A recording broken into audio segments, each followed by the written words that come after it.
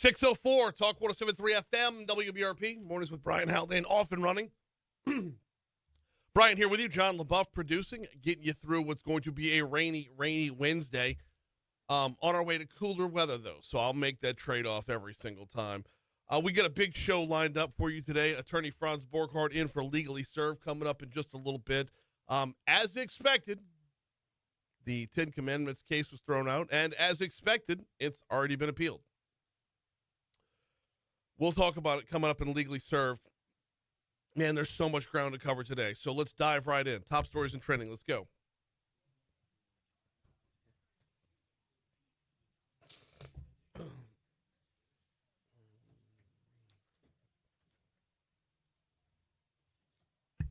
The parish attorney's office is prepared to ask the EBR Metro Council to grant them the ability to take action, such as going to a judge to acquire certain portions of properties needed for the Sharp Road Corridor improvement projects by Move EBR.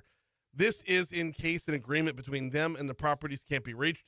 Move EBR says it's common practice on projects such as these. No offers have been made to the properties just yet. By the way, the Sharp Road project does aim to it's a bunch of changes along Sharp that are going to make it easier for walking and biking to help alleviate traffic. And even though Sharp Road knows you don't really have much of a, there's no sidewalk to be sure, no bike lanes. There's just drop off alongside of the road. So this would be a welcome. I don't know if a necessity, but a welcome addition. It would also include a roundabout at Molly Lee. Ooh, FanDuel, a popular online sports book, sent Louisiana players an email yesterday morning asking them to tell their representatives to oppose a sports betting tax hike that would raise the state's gaming tax from 15% to 51%, or roughly a 300% increase. Quote, the Louisiana legislature wants to massively increase the tax rate on your favorite form of entertainment, placing legal bets on sports teams, players, and games that you love, says the message. The email then links to a form to contact local state representatives asking players to express their opposition to the tax hike. By the way, DraftKings sent out a similar message. Also, by the way, Scott Ward with the Sports Betting Alliance going to join us at 8:15 to talk about this. A new law that would have required all public schools to display the Ten Commandments in classrooms by January 1st has been ruled to be unconstitutional by a federal judge. Federal Judge John DeGravel made the ruling yesterday after 3 weeks of deliberation. Attorney General Liz Murrill has already filed the appeal. In fact, she did so before the day was over yesterday. St. George city leaders did move forward with plans to call an election to adopt or reject the proposed home rule charter plan during a city council meeting yesterday evening.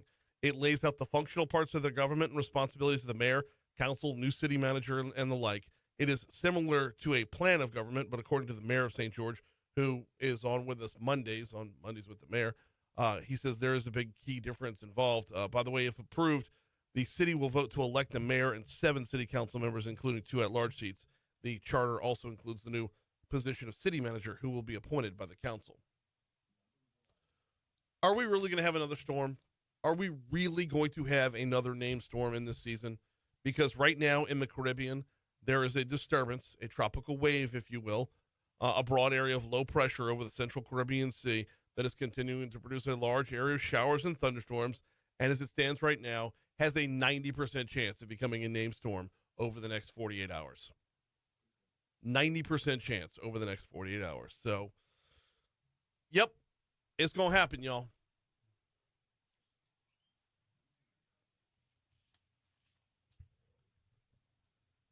Oh, what's trending, John? President-elect Donald Trump is looking at teaming up with Elon Musk and Vivek Ramaswamy to create a new office in charge of making government more efficient. The DOGE, the Department of Government Efficiency. The DOGE. We're talking about government efficiency. We're teaming up with Elon Musk. All right. Yeah. I can dig it. Basically, these two are going to go through as their own little tag team to go and find everything that's wrong within all the individual departments, reduce bureaucracy, all right, and hopefully make a few fixes that save us some bucks as taxpayers. I give it less than a year. You think? I don't think he makes it a year. You don't think? I think Elon gets frustrated at some point, or President Trump gets frustrated at some point. I don't think he will make. I mean, I think he could. Look, let's not mince words. Elon Musk can make some good changes. Yeah, I just don't think he'll. I think he'll get frustrated. There's a lot when you have those.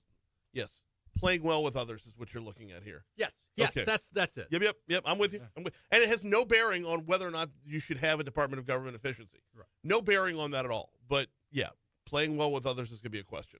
Indeed. And keep it in that same vein. The names keep rolling in for who will be part of the Trump administration. Of the latest round, a lot of folks are talking about South Dakota Governor Kristi Noem, who has been tapped to be the head of Homeland Security. So she was on the short list to be, what was it, VP? Until her memoir came out and she had talked about putting her dog down. Yeah. Yeah. That kind of overshadowed everything. Yeah. I hear Governor Landry is in consideration for Attorney General. Already turned it down. Well, no. I shouldn't say turned it down because it was never formally offered. But he said, But he no, pulled I'm good. himself out of the running. He said, I'm still new with governor. There's a lot I want to do. respect. Hey, Super happy as governor. So I would have been ecstatic with Attorney General Landry, but I respect him sticking with the job he ran for. absolutely. Yeah. Absolutely. So Hey, in other news, the Walmart Opelousas is going viral this week. They held a grand fun. reopening, which basically featured a mini music festival and an in-store stage, and apparently everyone is loving the vibe. all right, yeah. I mean, just throw up a stage behind like the cash registers. I should say in front of the cash registers. It looks of cool. Of Like Walmart. I was looking at You saw some of the video of people dancing and whatnot. I mean, it was a vibe, dude. It was a you're not going to get this anywhere else sort of thing, and the fact that it was a Walmart made it even better. Right. So Right. Really good. Worth looking into. absolutely. That's what I'm talking about. A grand reopening like that. That's Way- how you go out. way to Bring out the represent. stage. Way to Yeah. represent Opelousas. Yeah. Nice.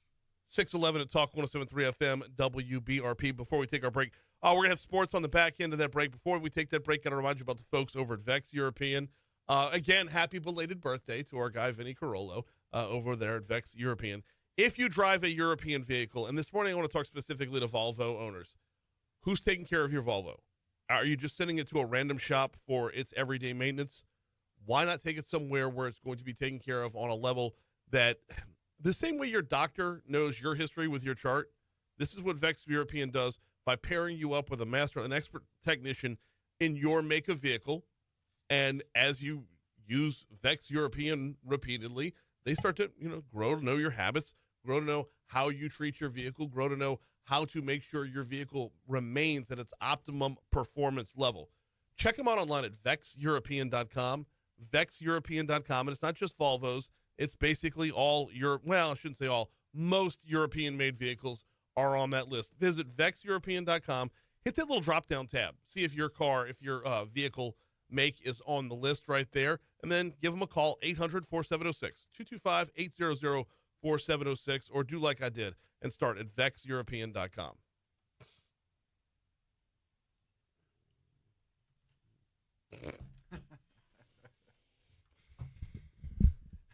It's never not going to be funny. What?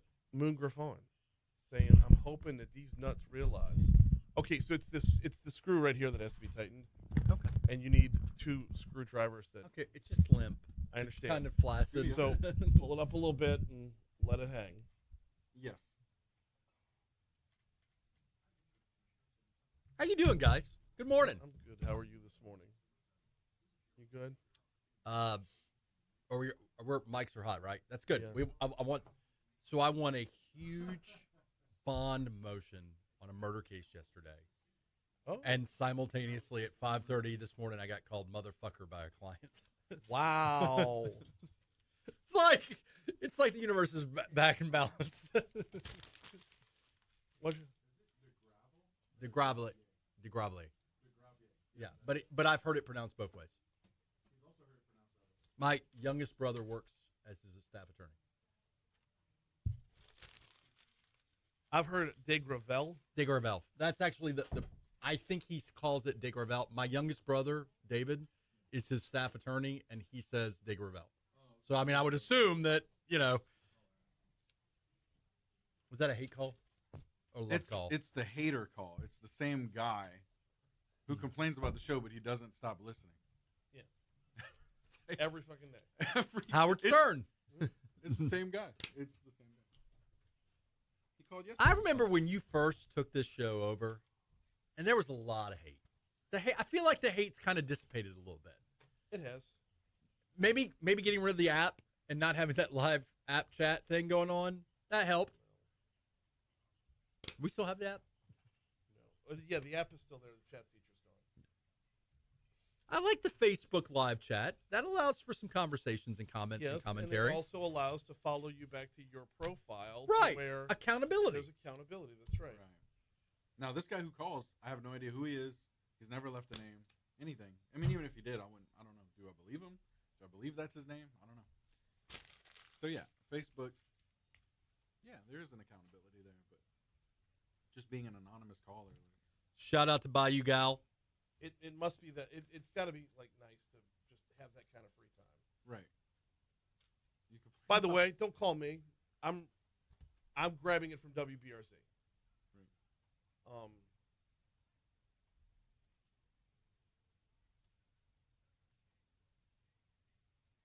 Well, either BRZ You know what? or, You know what or God? Louisiana Radio Network. You know what God loves? Forced love, slavery. Because that's what love without free will is, guys. Slavery. Put those 10 commandments up there. Force it.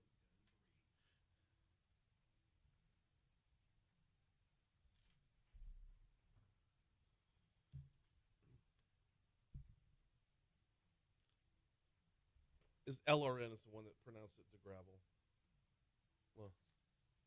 La. De gravel. Okay. Yeah. No winning. 616 Talk 107.3 FM WBRP. Mornings with Brian Haldane rolling right along. It is sports time right about now, and let's check in on those LSU Tigers. How do you rebound? Put things back together when it looks like the college football playoff is all but out of the picture. First of all, shout out to Matt Moscona over at 104.5 ESPN. He figured out the scenario with which it would take for LSU to get back into the college football playoff. They are not mathematically eliminated, but man, it would take moving a mountain to get there for sure. Tigers trying to fix their mistakes that led to the back-to-back losses to Texas A&M and Alabama. Coach Brian Kelly says whether or not it's the players or the coaches, it's actually a little bit of both. We know exactly what happened. As coaches, we got to put our players in a better position through whether it's scheme or through the ability to, move guys in a position that makes them more successful. And then we have to execute at a higher level. And that is an attention to detail on the fine details of the game itself. And if we do that, that has been a ticket for success for us. Now, and I'm grabbing this from the Louisiana Radio Network, LSU still has a 16% chance of getting to the SEC championship game, according to ESPN. You get into the SEC championship game, you win the SEC championship game, not only are you back in the college football playoff, but you get a first-round bye as the champion of the Power Four. So I'm not to be all, dumb and dumber about it, but so you're saying there's a chance. However, a more realistic goal right now is to finish with another 10-win season. Coach Kelly says there's still plenty of time for development. There's a lot for this football team to look forward to. We've got, the opportunity to, again, finish the season strong and look towards a minimum of a 10-win season again. And that's important to this program, a standard that has been set that we want to continue to work towards that goal. Kickoff on Saturday is, I believe, 2:45-ish. Might actually slide back another 5 minutes beyond that. Pre-game, Eagle 98.1's game day begins over on our sister station, Eagle 98.1, at 9:30 a.m. Yesterday was the field trip game over at LSU for LSU women's basketball. Coach Mulkey and her 7th-ranked Tigers moved to 3-0 on the season. Man, they had to duke this one out. They really had to fight one out against the Charleston Southern Buccaneers. LSU a 117-44 winner. In an arena full of roughly 10,000 screaming grade schoolers. I respect when lesser teams come and play like the best of the best. They walk in the building knowing they're going to get their what's handed to them. That's how you get better at chess playing better players, yes. right? They also get a payout too, right? I mean, yeah, it's not like it is in football, but it's definitely there. Anissa Morrow, 20 rebounds, 21 points. Michaela Williams, 25 points on the day. Flau'jae Johnson had a double-double as well, 18 points, 10 boards. Flau'jae actually accumulated her 1,000th point as a Tiger in yesterday's win. LSU had 1, 2, 3, 4, 5, 6 players go for double figures, and when they only played 9 overall, it's a pretty significant number. So the Tigers will be back at it, I believe, on Friday night. It should be, yes, Friday night versus Murray State. That will be at home versus Murray State at 7 p.m. on Friday right here on Talk 107.3 FM. All right, we're going to take a quick break, check the Fox Business Report. After the Fox Business Report, I'll have your traffic, and then we're diving right into the Ten Commandments topic on Legally Served next. Good morning, Christy. Welcome in, sweetheart. Let's see my text. Shout out to Carl Dunn. Keith, good morning. Renee, good morning. Shout out to Christy Haldane. I am going tomorrow to do a guest presentation at the St. Joseph's Academy law class. This is happening. Your daughter lined it up. Yeah. And I was told, scare the shit out of them. Tina said that? She didn't quite put it that way. Let me be intellectually honest. I said, when I go and do this talk at the Catholic High or at high school, I scare the shit out of the guys. And she's like, you can do that here too. Okay, yes, I was supposed to reach out to you about this, but I was reminded about it while you were in Medjugorje. Your daughter handled like a beat, like a champ. Okay. I did some creative. So is Carrie in trouble? Or she's just going to be because you're giving the talk? She is not in trouble. I told Deacon, I told her teacher's husband, and I told your wife that she was in trouble only because I don't think she communicated with the teacher in a. She's fine. She's fine. Okay. Let me. They want.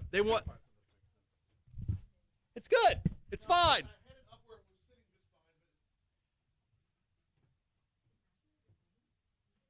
It's good. It's so limp.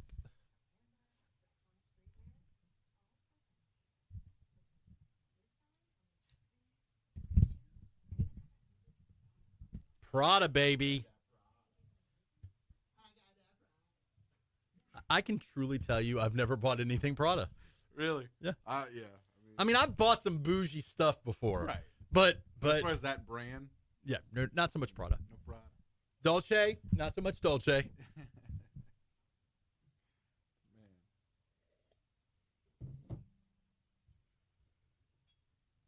Some Gucci and Prada.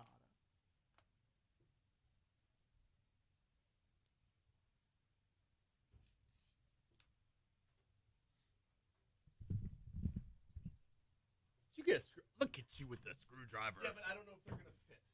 That's what she said. Really, nothing? No. That gave you like gold on that one. Well, Give me a hold this one. Or you got it? I got it. That fits. How much of this job is MacGyvering? Yeah, Beautiful. Thank you, sir. Like when you're like, I want to go on the radio. Well, you're going to be doing some rigging. You didn't think there were a few things you had to patch up along the way. Get innovative. A little Cajun ingenuity in here.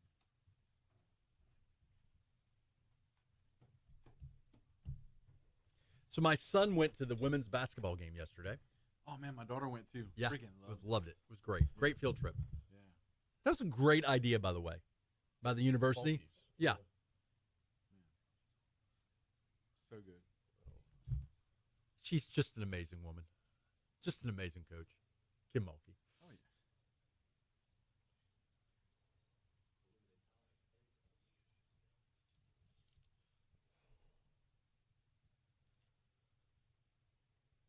All right, heading back to the Shaw Bills Tire Traffic Center. We've got your normal volume on 12 westbound coming in from Livingston Parish, and that is going to stay pretty consistent throughout the drive on 12 westbound all the way up to the 10-12 merge. 10 westbound coming in from Ascension is looking good right now. Not seeing any of the problems that we saw from yesterday over there on 10 on the other side of the river, and 10 eastbound coming in from West Baton Rouge is looking good as well. Meanwhile, keeping it in Baton Rouge on the surface streets, what we've got going on this morning on this wet morning, and yes, budget yourself a little extra time. throughout the morning is, hang on now. Hang on. I'm seeing a brand new accident on, I'm sorry, this is not brand new. It's about 15 minutes ago. I-10 eastbound near College Drive. Now, it says there's a hit and run in the roadway, but my map isn't showing me any delays as a result of it, so we should be good there. Surface Streets, getting back to it, there's a crash in the roadway, scenic at Harding. We're also looking at an accident from earlier, Burbank near Segan as well. So Burbank is Segan. Segan turns into Burbank, so that doesn't make sense on them. It's on the board listed as such. So anyway, and also from last hour, Harding right near 110 and near Howe Boulevard, there's an accident there as well. So be on the lookout for those. And like I said, wet morning, budget yourself a little extra time. Okay, so she's not in trouble, but what? We'll talk about it. Okay.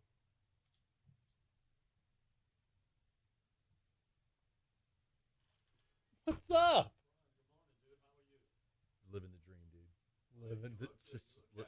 Just living the dream. About to talk about the 10 Commandments. About to talk about the 10 Commandments. Yeah. What's your views on that? It's 625, Talk 107.3 FM, WBRP. Mornings with Brian Haldane rolling right along. Time for us to dive into Legally Served.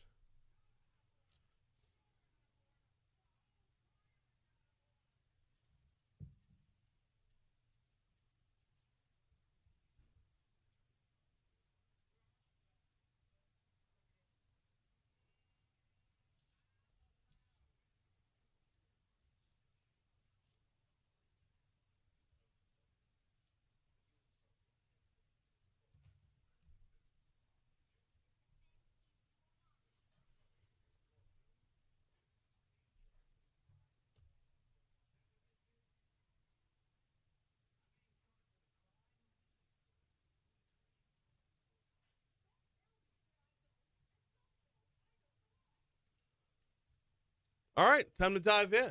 We took last week off. Good morning. Because of Election Day. We had to do election results the following morning. I miss doing this. Something occurred to me when I was in the middle of Croatia, and Richard Sprinkles was covering for me. And I love Richard Sprinkle. Mm-hmm. I don't like other people playing with my toys. I feel like this Understood. Yeah, I'm leaving here a little early today to do Court TV, but I'm just saying I miss not being here. And yes, the election's more important than me. I can concede that. Mm-hmm. We're still here. The country's still here. No. Well, nobody's been sworn in yet. Has McDonald's run out of ice cream since the election? I don't know. I have not asked for ice cream at McDonald's since the election. So what's going on? So there was this whole law passed in our last legislative Right. session. It was going to post the 10 Commandments in the classroom. We talked about We've talked about this a number of times already. Yeah. Okay. No matter how many different times I pronounce this judge's name, every different pronunciation is wrong. I say DeGravel. And I get corrected. DeGravel. Yeah. Okay. But there's a handful of other pronunciations. So for the record, DeGravel is what I think it's pronounced. But for the record, in defense of Brian Haldane, I've heard the federal judge himself pronounce it multiple ways. Yeah. I've asked his staff, how do you pronounce it? And he doesn't care. So if you're out there on the radio, if you're out there in digital world getting a little salty, a little in your feelings because of the mispronunciation, there's no winning. There's just no winning. All right, so let's move on. Judge DeGravel, DeGravel as it's written on the paper with the pronunciation guide. Anyway, he went ahead and threw the case out yesterday. That made the sort ruling of, yeah. that, so a law that would have required all public schools to display the 10 Commandments in classrooms has been ruled to be unconstitutional by a federal judge. Now, that being said, we're nowhere near being done with this story. It's not done. No. So, depending on who you talk to, if you talk to the AG, we respectfully disagree with the judge's decision, is the position. And by the way, the AG also says, hey, this only applies to the middle district, the 6 parishes in the middle district. So this doesn't apply to the entire state. So if you're in like Lafayette, if you're in Shreveport, this doesn't apply to you. That's her position. Everybody else's position is, hey, this is unconstitutional. Both sides agree that this federal judge was not going to have the final say on this matter. Right. It's going to go all the way up. It is going to go all the way up. Now, that being said, you get to a point where you start asking, does the law even matter? Like, you see where I'm going with this? Does the law even what is the written law on something like this? Because it's a very arguable position on both sides. You got to post the 10 Commandments in a certain font. You've got to have a little like something underneath it explaining it. Guys, I'm paraphrasing. Right. If mispronouncing the judge's name is going to get you annoyed, paraphrasing, I'm sure, is going to send you up the wall. But essentially, the rule was you had to have it on the wall. There had to be a little description underneath it. It had to be of a certain font to be able to be read. There was a funding provision to where the institution didn't have to spend money on it and could receive outside private like donation, if I'm not mistaken. But look, I teach at LSU. I teach at the LSU Law Center, the flagship law school in the state of Louisiana. Technically, in my classroom, I teach one class twice a week. Technically, in my classroom, there should have been the 10 Commandments. Yeah. I'm not responsible for that. We're going to pick back up. We're going to pick back up after this. We got a break right now. ABC News coming your way. Local news next. Traffic, weather. Attorney Franz Borghardt continues afterwards. All right, so we got you till 6:50. Yeah. Okay. So if I'm going to have the 10 Commandments in my classroom, I want it in Hebrew. I want it like etched. Like I want it old school, like on the two freaking tablets. Yeah. Like it's posted above the Supreme Court. Yeah. I have look, guys, I'm slightly Catholic. I identify as a Christian. I'm a big fan of the Hebrews. Right. I'm surprised, frankly, I don't have the 10 Commandments in my law office. That is one of the few, you've been to my law office. I got a few trinkets in my law office. One of the few things I'm surprised I don't have is the 10 Commandments. True. But that's my choice. Right. I shouldn't have to make you love God or obey God, because that's really what the 10 Commandments are. Commands. They're good guides to life. They're good guides to life. They're an agreed upon set of written laws. Don't be douchey. That's not like, no. That's like not one of the 10, but it's kind of in there. I wish we could add love thy neighbor. That would be a good, like the 11th one. That'd be a good one. That's the sum of the law, right? Well, that's what Love God. That's the part your that neighbor. Jesus added on. Right. That's New Testament. That's the sum of it. Man.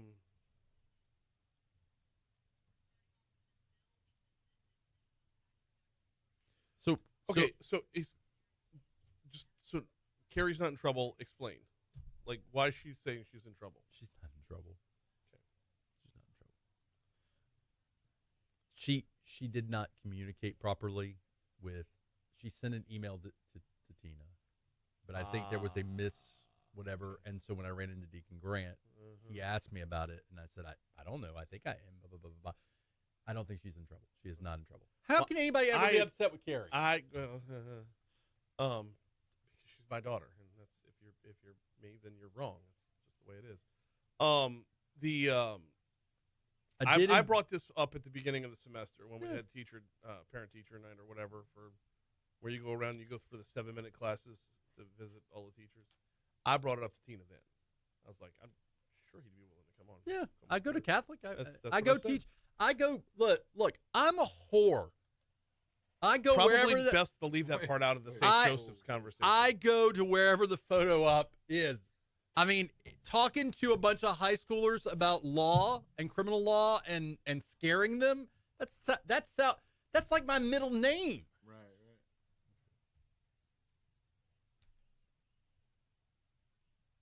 I do wish you could see me. I do talks to some of the fraternities about hazing and sexual assault, and you would, to be a fly on the wall in that talk, you would enjoy it thoroughly.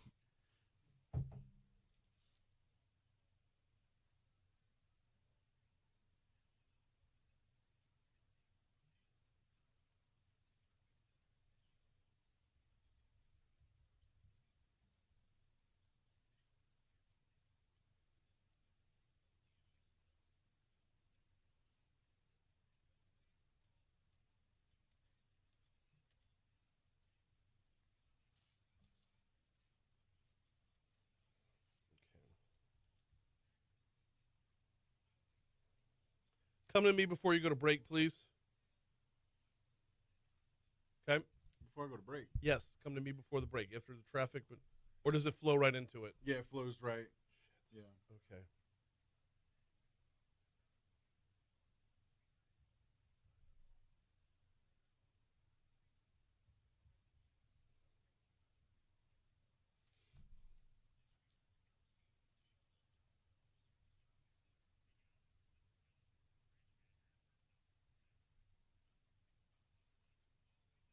You want me to come to you before weather?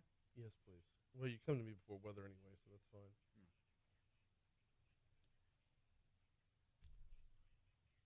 I guess that's what I meant, like before the tees.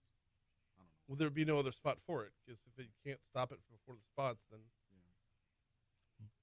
Bodrick, Indiana. If people don't like the 10 Commandments, those same people shouldn't use money because it says, "In God we trust." Excuse me, Broderick. My Apple Pay, my credit card does not say, "In God we trust." So put that in your pipe and smoke it, sir. And ma'am. But good point, Broderick. Good point.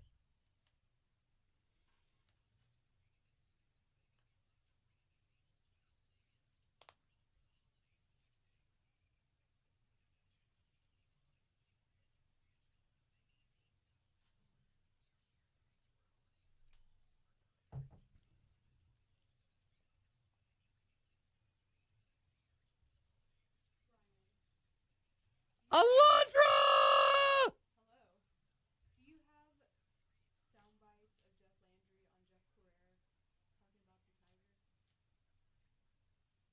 No. If you find that, No. send it to me. Because that Tiger made a big difference. I can send you Jeff Carrera's phone number if you want to text him and see if he's got any MP3, if he's got any audio. Yeah. Okay. Thank you. That You're Tiger welcome. made a huge difference. Yeah. Were you at the game? Yeah. Did you see the Tiger? I did see Did it look happy? Drugged? it. It looked. Miserable? This is a weak ass tiger. Yeah, I don't know. When you got a Like tiger, Omar? it looked like I could beat it up. Tiger named Omar for sure. Yo, Omar's coming! Someone put a tiger face on that gift. Sometimes I'll be in court and I'll start whistling the whatever. What does he whistle? In, You're welcome. All right, before we throw it over to weather, got an addendum to our traffic report there. On the east side of the Amite River Bridge heading into Denham Springs, so I know this is going opposite of most of traffic this morning, there is an accident. It's already been pushed off to the side of the road, but rubberneckers might be a problem this morning as it is out there. Let's see. Let me make sure I've got this right from start to finish. Oh, okay, hang on. The other way. On the westbound side heading into Baton Rouge. Sorry, reading this in real time as it comes in via text. On the westbound side, so just east of the Amite River Bridge on the westbound side. So if you're coming in from Denham, before you hop up on the bridge, there's going to be an accident pushed off to the side of the road right there. It's not impeding traffic, but you can be rest assured there's going to be brake lights along the way.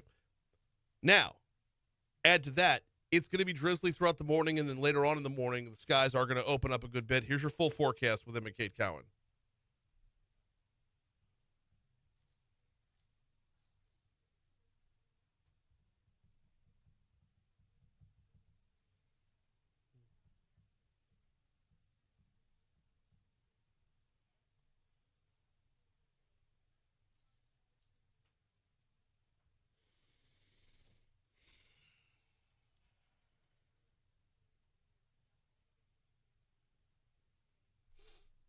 It's like the first time I've worn a fleece on this show and didn't have my logo on it. It's kind of, I said, it's like the first time I have a fleece on it. They don't have my logo on it. I feel kind of weird.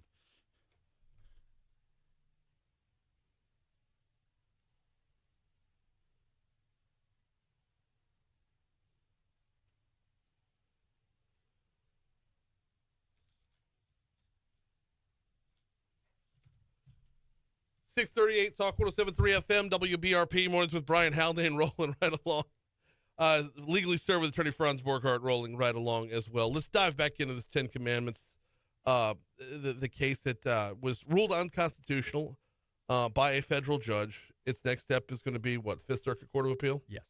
Okay. But honestly, I think they can, and for those people out there that are better lawyers than me, which there are many, I think they can actually leapfrog directly to the Supreme Court because it's a constitutional issue. I wanted to ask about that because to me, I feel like we're wasting our time until we get there. It's a pretty conservative Fifth Circuit, so it Right. may not be a wasting of time. No, but if it's deemed constitutional in Fifth Circuit, is it the other side just going to appeal? So the AG's office gets to choose to leapfrog, and they may say, "Hey, it's less expensive going to the Fifth Circuit, and it's going to be a better expedited time."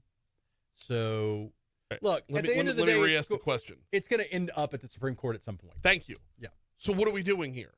If it's going to end up at the Supreme Court at some point, why do we have to jump through all the other hoops to get there? Because we all know it's going to go there. So here's the bigger question. Like, is this one of those things where right now the legislature would absolutely keep this in place? But if we have a shift in the legislature, like that leans a little bit to the left, would they just dismantle this anyway? I mean, and the other question is, and I don't know the answer to this, is what other states are doing this? None of them right now. It hasn't been tried since it was tried in Kentucky. Right. They attempted in Kentucky was the late 70s, early 80s, something like that. It was like 30, 40 years ago somewhere. But apparently there's case law that's written out that spells out word for word that you can't do this. Right. Which I still, and we've had the state's solicitor general on talking about this. Ben Aguanaga. He was on the show a couple weeks ago as this came about.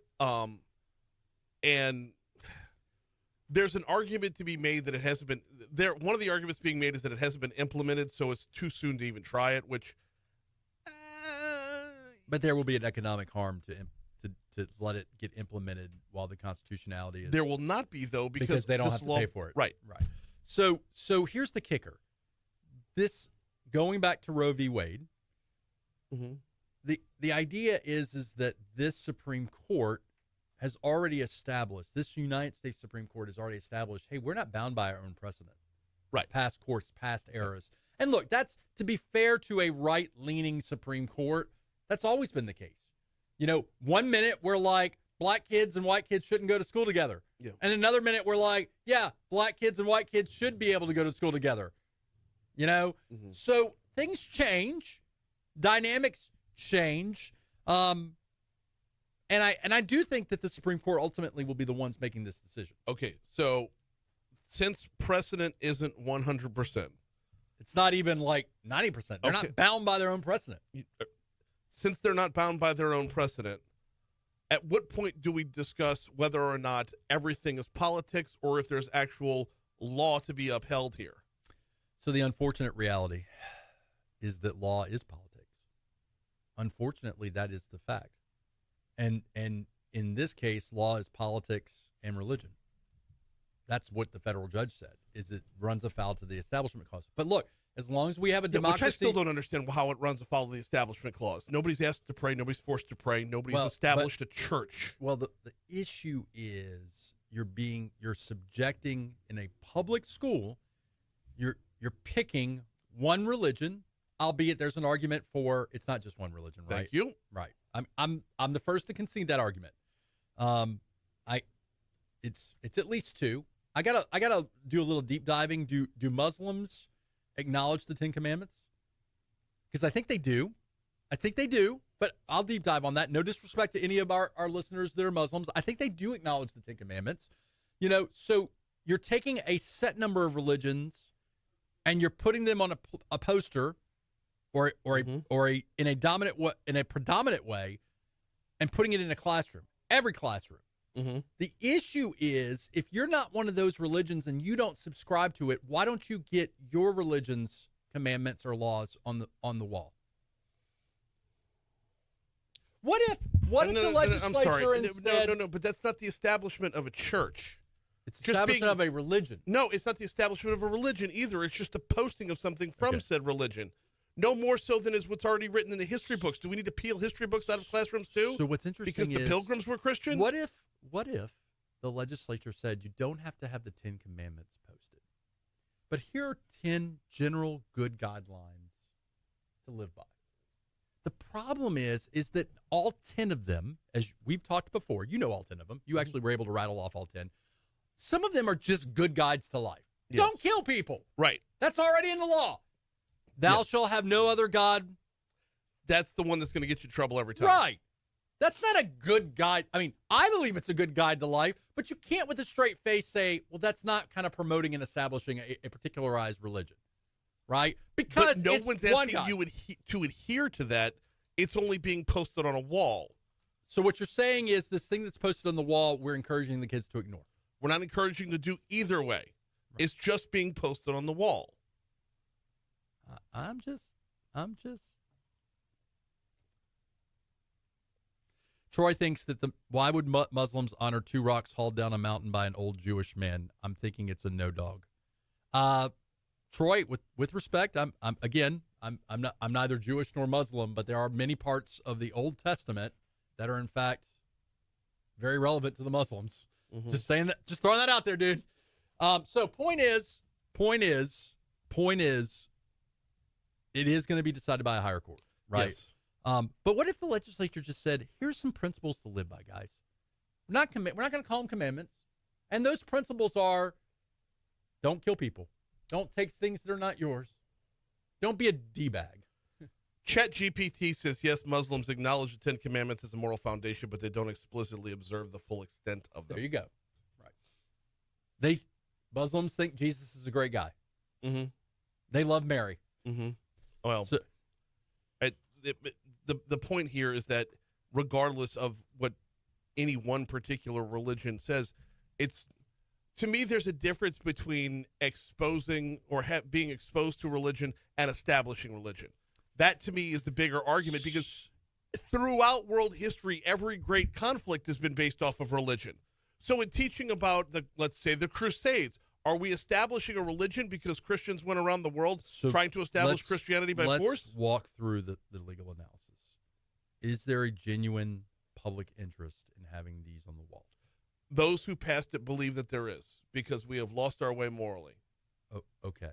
Is it the legislature's role to morally educate our kids? We've learned time and time again that you can't legislate morality. And here's the better question. And as someone who is a fan of the 10 Commandments, is posting these on the wall going to make a difference? Genuine question from me to you. Is it going to make a difference? The return to that has been every time, how can it make it worse? Well, that is a great reason to do things. It's one of those ones no, we're going to 50. It's one of those ones where if one person makes a better decision along the way, if Tommy or worth Susie sees the 10 Commandments on the wall and says, "I'm not going to kill because of that, and I won't shoot up the school," right, then that's a great reason to have them on the wall. Right, perfect reason to have them on the wall. Not shooting up the school is an extreme, but yes, whether you're talking about shooting up the school, cheating on a test, or stealing someone's lunch money. So you went to school in the mean streets of Covington, right? I did. North Shore, right? Yeah. Do you remember the things that were on the walls in your classrooms? There was a Schoolhouse Rocks. Yeah, there's a lot of Schoolhouse Rock in grade school. There was a picture of a bird eating a frog. I think it said "Never give up." There was a picture of a cat hanging from a tree. Would you say that any of those morally shaped you? No. Right. No, and that's why I think this whole thing is much ado about nothing. How would you feel? There was a picture of the periodic table of elements. How would you feel if the legislature legislated that every household in the state of Louisiana will be given a 10 Commandments placard? Because it's just a huge difference just here. A big, because now you're talking about a private residence and something that belongs to someone, not a public school. So the only way I can avoid my kid from being exposed to this, if he's otherwise going to public school, is to take him out of public school and put him into private school, which puts an economic risk and harm to me. Right? If I don't want my kid exposed to this because I don't subscribe, you don't want your kid exposed to then you need to remove the books from the classroom as well. No. Hold on. Answer the question. If I believe in my heart of hearts, my religion is I do not subscribe to the 10 Commandments, which I do. I do not, and I don't want little Tommy or Susie exposed to that in the classroom. I'm sending my kids to public schools because I want them to learn math, science, history. I have no problem. History is 100% intertwined with religion. I have no problem with you teaching in Egypt. These were not Egypt. You get what I'm saying? Yeah.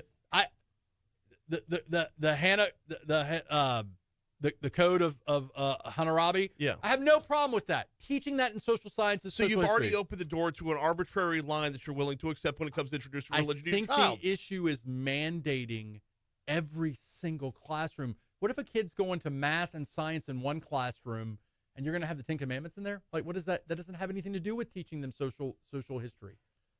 I get it. And look, for me, the issue is this, and I stand behind this. this was always going to be a expensive legal fight. Yeah. For the state of Louisiana. Yeah. If they win at the Supreme Court, kudos to them. And at the end of the day, is the squeeze worth the juice? I don't know. Or the juice I just worth don't the know. squeeze? I'm with you, and that's why it's so frustrating on both sides. I appreciate you, Franz. Bye, guys. Welcome back, brother. All right, 650, Talk 107.3 FM. Let's check your money now. We'll check traffic. We continue next.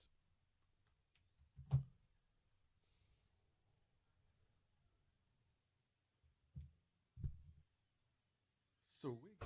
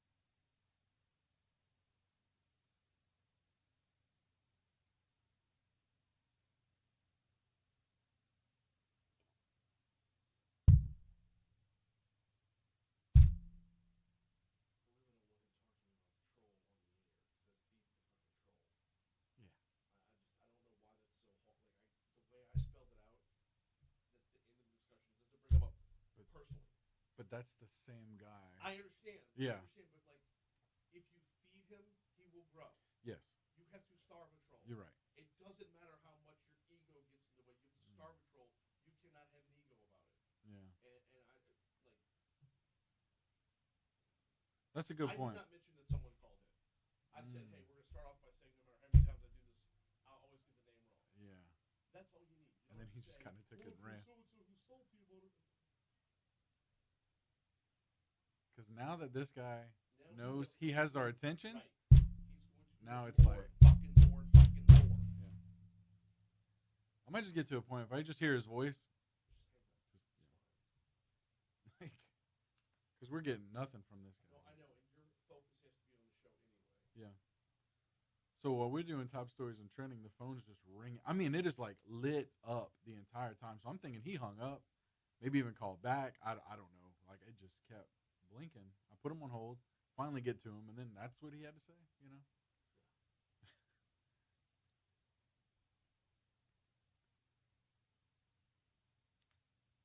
to be a jerk to the guy, but at the same time, like, you're right. I mean, we are doing a show. We're doing a live show.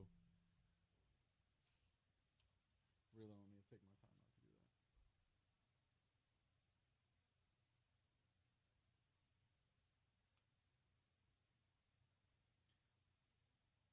I thought he was gonna be here till the end. I had some 80s themed music for him.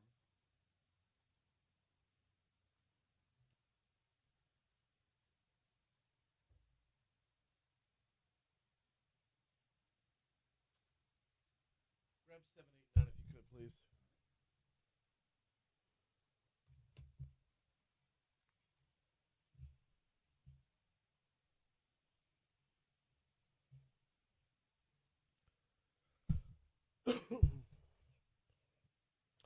Fantastic feedback coming in over on our Facebook Live feed this morning, talking about the Ten Commandments case, as it's been deemed unconstitutional on the first level, and the and Attorney General Liz Murrell has already filed the appeal, so this is going to kick up the line, to be sure.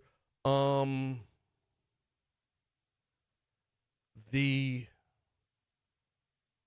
rest of the show stacked up. We're I mean, if you want to continue talking about that over on Facebook Live, that's cool. But we got a lot of ground to cover this morning. I got to run down the rest of the guest list for you. Mayor President Sharon Weston Broome is going to join us at 7:15 this morning. The election now in runoff mode.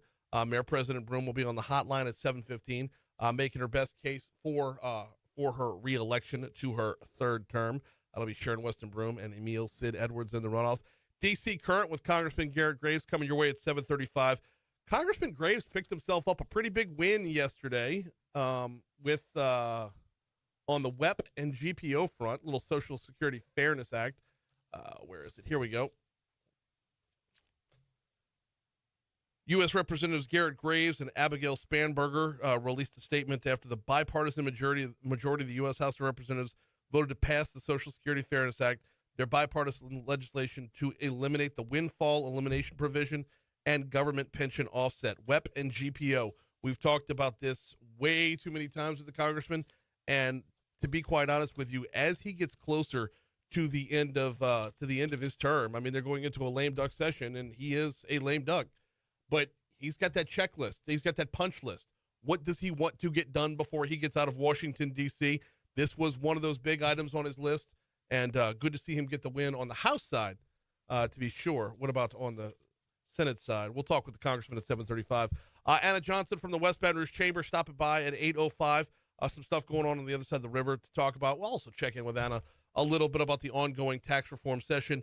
Also in the 8 o'clock hour, Scott Ward is with the Sports Betting Alliance. State Representative Roger Wilder, who was overdue to come back on the show, put forth a bill, HB 22, within this special session that will take sports betting and tax the you-know-what out of it.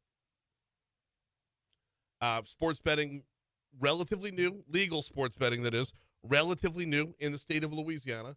It's caught on like wildfire, and the Representative Wilder wants to tax the you-know-what out of it to make up some of the ground from lowering the income tax, the state income tax, on the way to eliminating, hopefully, the state income tax.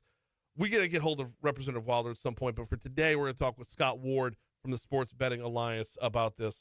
Also, Everette Thompson, head coach of the Baton Rouge Zydeco. It's time to talk a little hockey. We'll do that before the end of the show as well.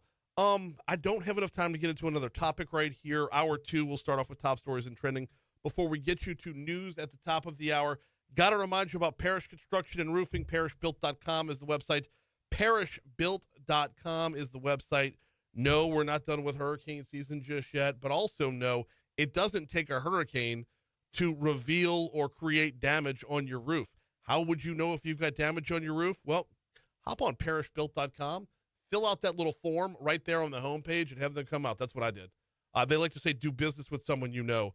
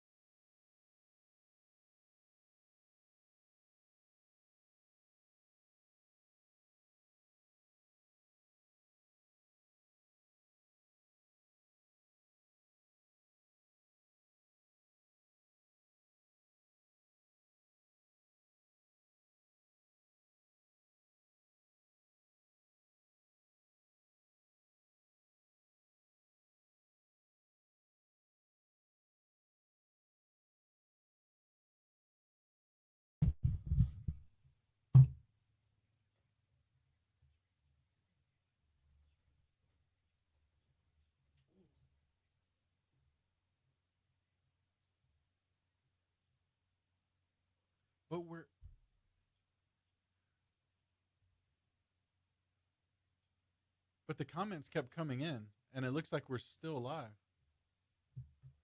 Is that right? Comment at 7:01. Ashley Bickham and Aubrey. Yeah, they were still commenting, but we're still. So it says we're live, but if you click on the live feed, it's over with. Weird. Because, yeah, right now you are live. No, I'm not. Yeah. I'll end the stream and then have to restart it because according to this, I'm watching you live.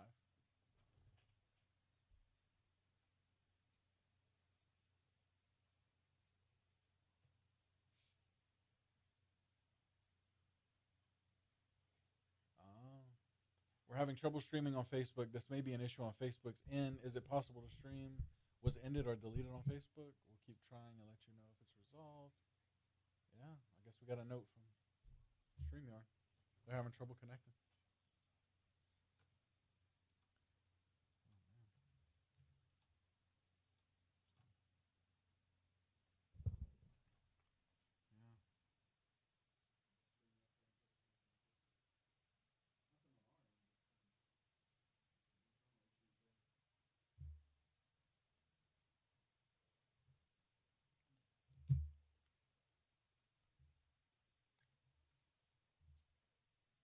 There she is.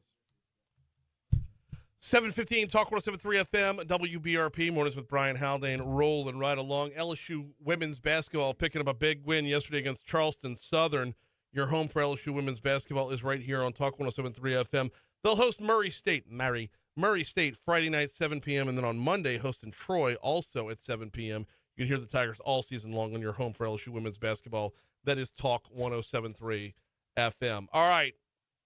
Election day is in the rearview mirror. That means very little for those who have to go at it again.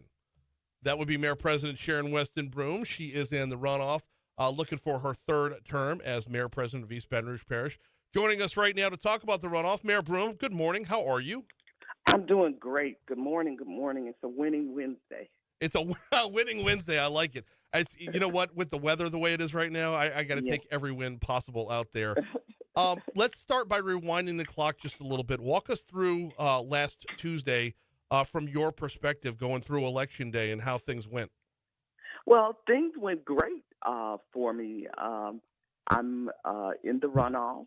I've been in a position like this before. If you will recall, my past two mayoral elections, I was in a runoff as well. Mm-hmm.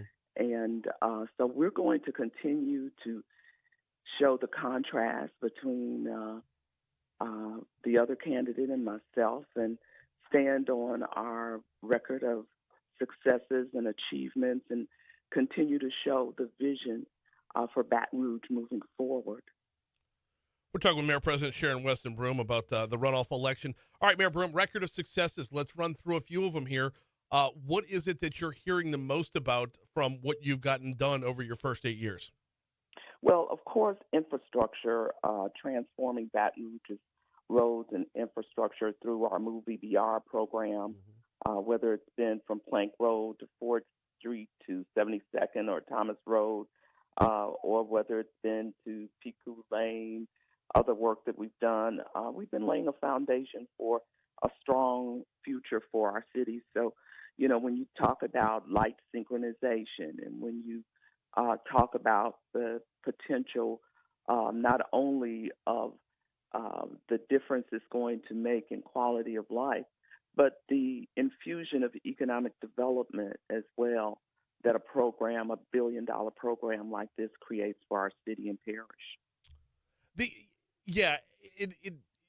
It's gone a long way. Those of us who have been around Baton Rouge for a while remember Mayor Holden's Greenlight program and how that just kind of stalled out. When Move VBR launched, it picked up and the orange barrels out there are out there for a reason. Absolutely. And, you know, my vision, Brian, is that this Move VBR will be a phase one, if you will, because we have to continue to work on our roads and infrastructure. When I came into office, I was dealing with aging infrastructure, whether it was roads or other areas. And so I had to continue to, I think we will, I should say, continue to work on transforming our infrastructure in the years to come. And let me just say this. The Movie BR program, I believe, is going to certainly last long beyond the Broome administration. And I want this to serve, as I said, as a foundation so that our citizens can see the potential and look at the future in terms of perhaps a Movie BR too. It's one of those ones that by the time you get done, you got to start back over, though, right? And that's the nature of the roads, especially in South Louisiana. All right, it's one thing to fix up the roads. It's one thing to create more roads. It's another thing to have people driving on them. That leads us around to in-migration versus out-migration. How much have you heard on the campaign trail about people seeking new jobs, wanting new jobs? Where are we at on that front? Well, I've heard some about the outward and inward migration, and I will tell you I am very optimistic because when you have Dr. Lauren Scott, sharing that we're going to have 16,000 new jobs in this region in the next 2 years, I think that also is synonymous to stability for those who want to stay and start careers and opportunities here in Baton Rouge. And I think it also serves as an invitation to those who want to come and locate in Baton Rouge. When you couple jobs with the culture that we have here, when you couple that with all of our assets, I believe that's a winning equation for us here in Baton Rouge. And not to mention, Brian, the fact that we have on the horizon my vision for a riverfront development that starts from Southern University, goes downtown, and then goes out to Nicholson Drive, and the fact that we are going to work on a new hotel and conference center. So I believe the future looks bright for us here in Baton Rouge. All right, so you brought that one up because it's one of my favorites to talk about because the city has so much potential on that front, not individually between Southern, downtown, and LSU, but in connecting Southern, downtown, and LSU. It's been one of the biggest obstacles of the city is that level of connection between North Baton Rouge, South Baton Rouge, and all points in between. How does the riverfront development help make sure that all these areas are connected and intertwined? Well, first and foremost, the river connects us, in all of those areas. Our riverfront connects us. But it also will connect us, Brian, because it will we will have work and transformation, if you will, going on in all of those areas. It's going to infuse neighborhoods. I recently had a neighborhood convention, and we brought together people from North and South Baton Rouge. And what we found out is that there are indeed shared goals that we all have, no matter what your zip code is. And when everyone came together, there was synergy about this city and parish. And so we're going to build on that synergy and continue to use events like that neighborhood convention, continue to use projects like the riverfront to show the connectivity of our city and parish and to focus in on those shared goals that we all have as residents. Talking with Mayor President Sharon Weston Broome, seeking her third term in office as the runoff election, I believe, is December 7th. I know it's December 7th. I don't know why I said I believe it's. I know it's December 7th. As we're ramping up towards it right now, Mayor Broome. This is let's stick with the shared goals because that's going to segue us over to public safety. This is one area where you've been the first to admit we're not where we need to be. Well, of course, my goal as the mayor president, I want everybody to have a sense of place to feel at peace in their community. And I will tell you, we've made tremendous progress. We've had a setback earlier this year in terms of our numbers, but we're now on a downward trajectory. And I will tell you that in my last administration, we're going to focus on new strategies and partnerships with the Baton Rouge Police Department. We want everyone to know that their neighborhood matters. And so we're going to be organizing and planning and leaning in to create those great neighborhoods. We know that when we talk about public safety, we can't talk about it separately from, programs and addressing issues such as our high poverty rate. So we're going to continue to focus on projects like our Inspiration Center and Howell Park, the partnership that we have there, the Youth City Lab, where we've invested over $1 million for youth programs, and continue to work on elevating our youth. My vision is certainly for us to have a united parish and focus together on how we address public safety, not only from law enforcement, not only from programs, but addressing it neighborhood by neighborhood. And I believe that potential is there.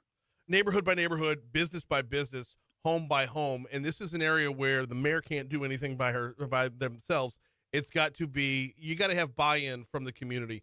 Have you noticed over the course of this campaign more buy-in along the way? Because I feel like more people are talking about it in the terms of, what can I do to help?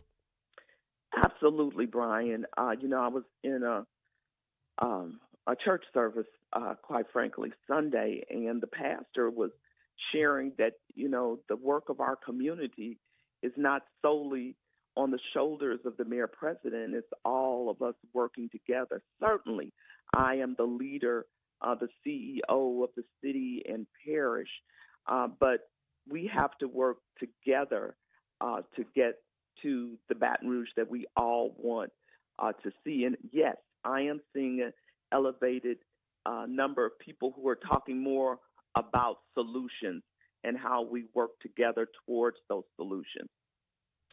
Got just a couple minutes left with Mayor President Sharon Weston Broome. I do want to get to what the next month is going to look like as far as mapping out the campaign trail on that front, but I do also have to ask about the ongoing. One of the topics in this race has been the formation of the city of St. George and moving it across the finish line. They voted for their home rule charter, or they voted to put their home rule charter on the ballot. They made that vote last night. Where are we at in terms of St. George as far as how it affects this race and how it affects the next term as mayor president? Well, first of all, I am the parish president, so every municipality that is under the umbrella of East Baton Rouge Parish, I am responsible for as the parish president. So the advent of the new city of St. George, our team in city parish government has been working with with intentionality, I should say, to come to a resolution. I always say this, and I stand by this, but I believe we're closer to that resolution than we were months ago.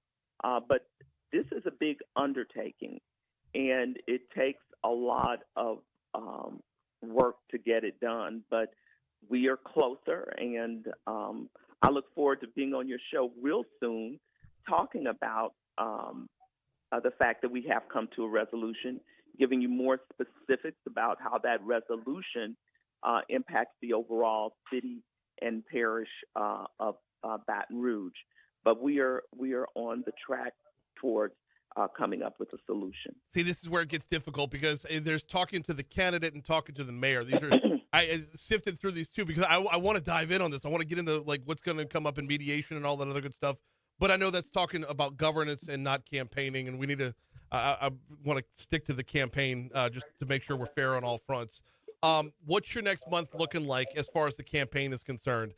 Map it out for us. Well, my next month is looking like work, continued work in terms of getting our message out to the citizens, continuing to get our message out. But I want and invite all of the citizens who had another candidate in this race to join Team Broome as we move Baton Rouge forward. So I'll be reaching out to some of those individuals and groups who were supporting other candidates, asking them for their support because I believe that their vision and my vision for Baton Rouge is is much in alignment. Something tells me you're speaking about more than the 1% who voted for bad business. Correct. But I welcome them too. I welcome them too. I want everybody to come on board. Mayor President Sharon Weston Broome, the first of a handful of visits as we walk it up towards Election Day on December 7th. We're going to take some deep dives as we move forward, deep dives into individual topics along the way. We touched on infrastructure a little bit today, but I always appreciate the time, and the conversation will continue. Thank you so much. Thank you, Brian. Absolutely. Bye-bye. Yeah. I mean, okay.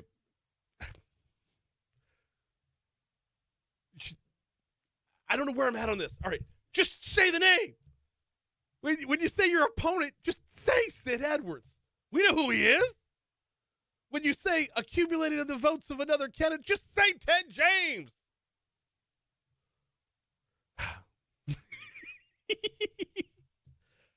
What did I say yesterday?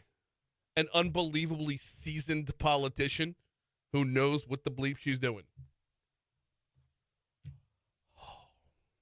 This is going to be an interesting month, to say the least, because you've got someone who has spent 2 terms as mayor, knows where the city is at, knows where the city needs to be.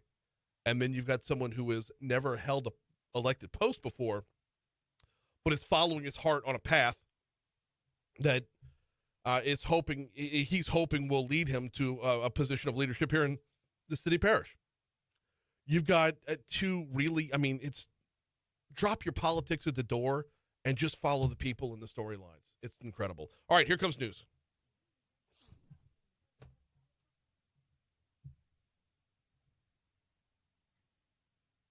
Say the name, damn it.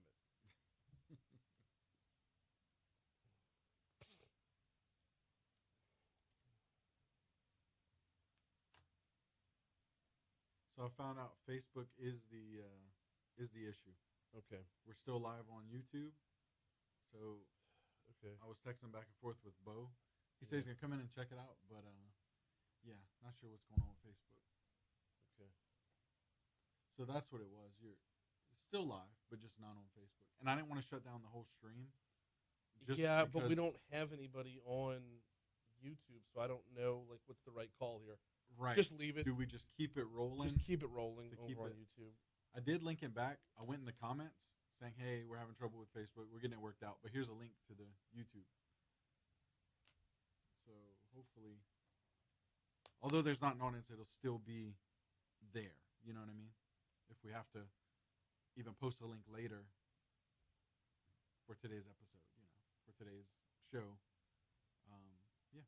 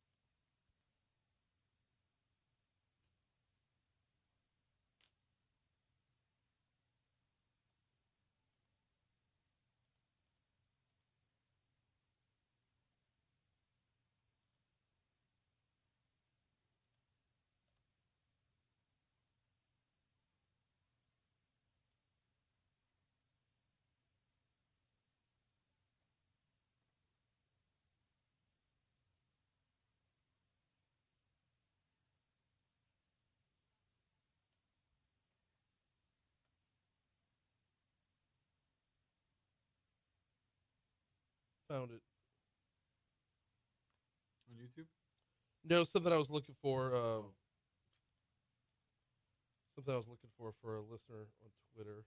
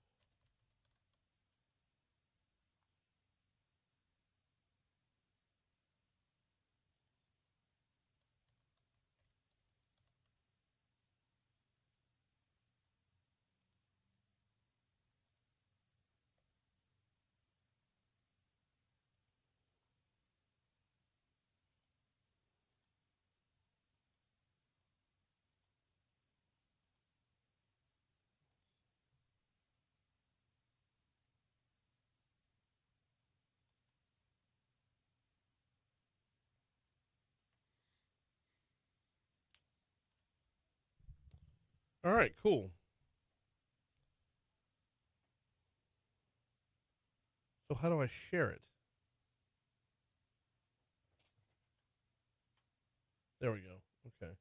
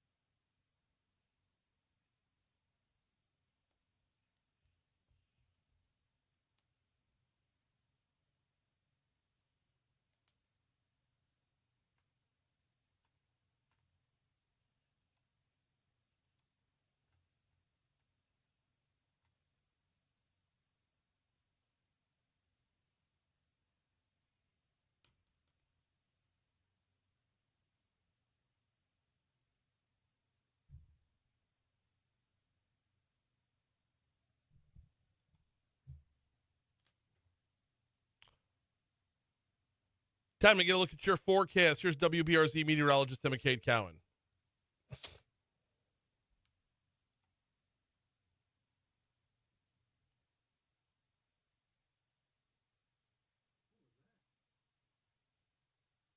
That was the YouTube feed. I bet you it was the YouTube feed.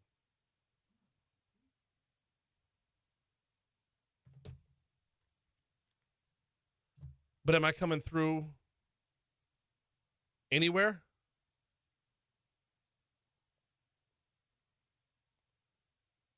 Now it's gone. So whatever it was, you've gotten rid of it.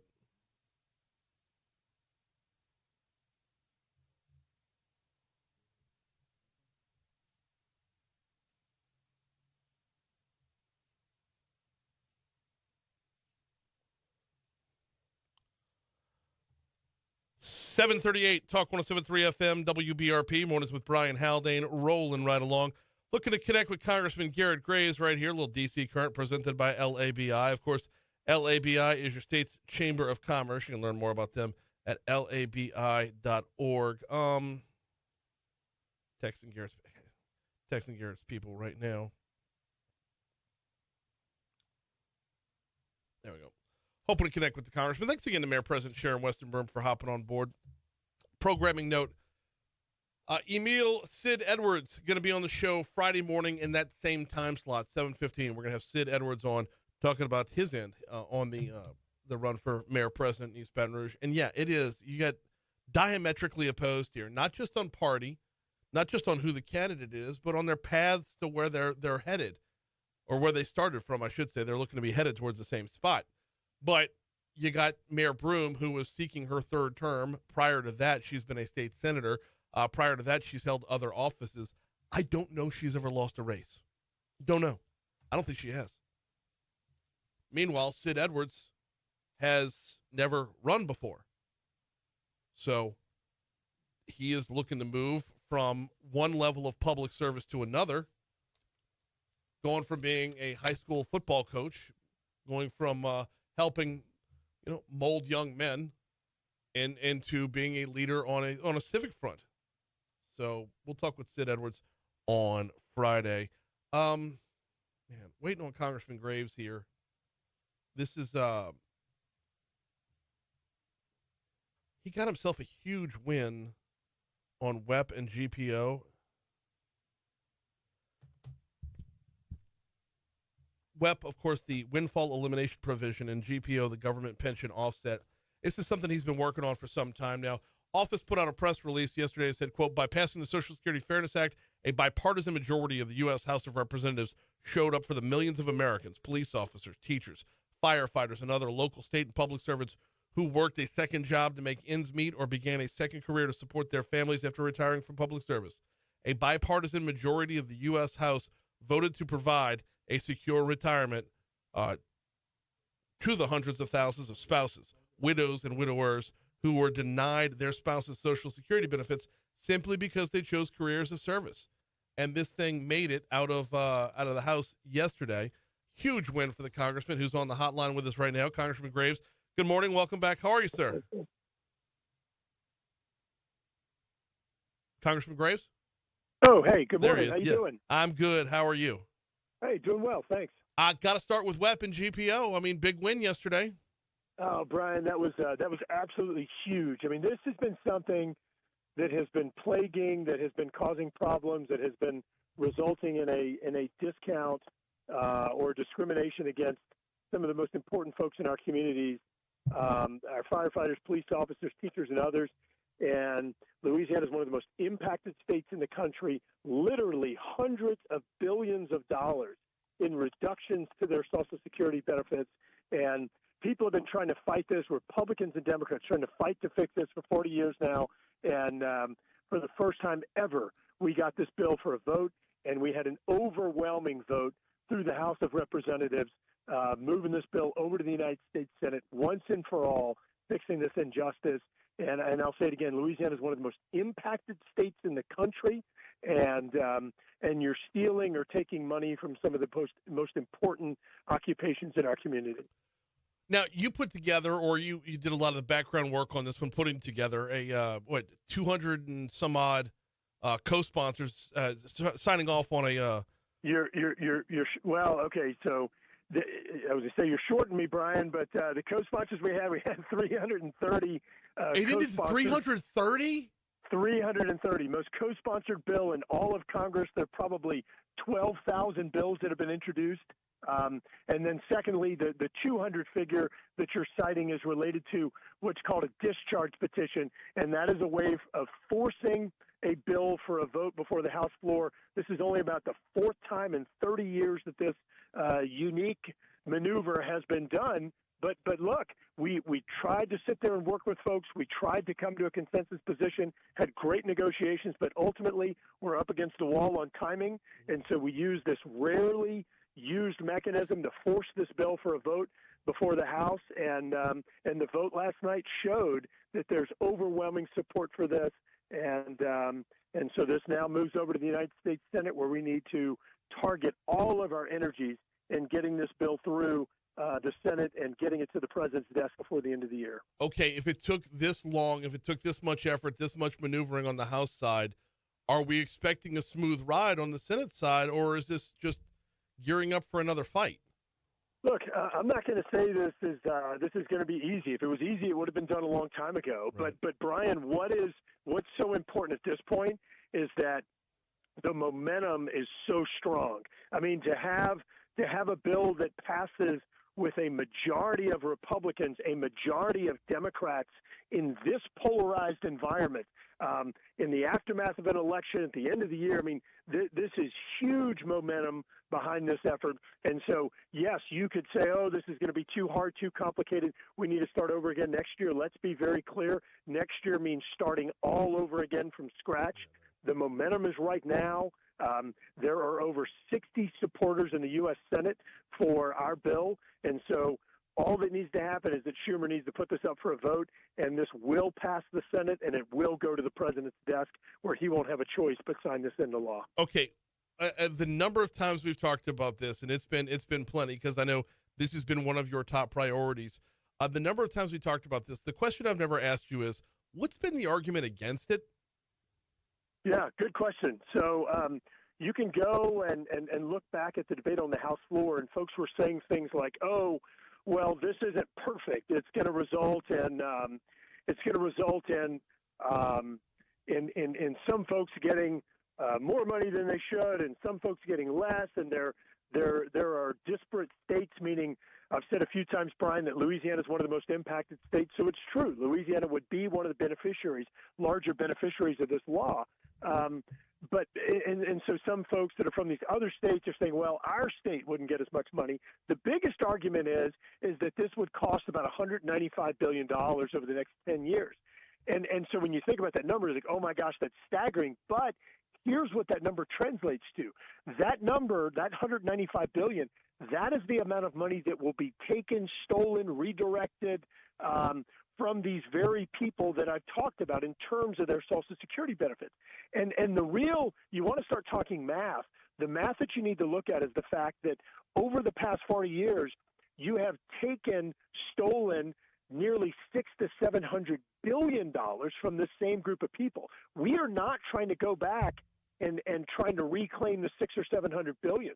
So the Social Security Trust Fund is making out like a bandit by being able to retain that $600 to $700 billion that it's deducted, reduced, or taken from these retirees over the last 40 years. So this is all about money, and of course the Social Security Trust Fund is projected to become insolvent around 2034 or 2035.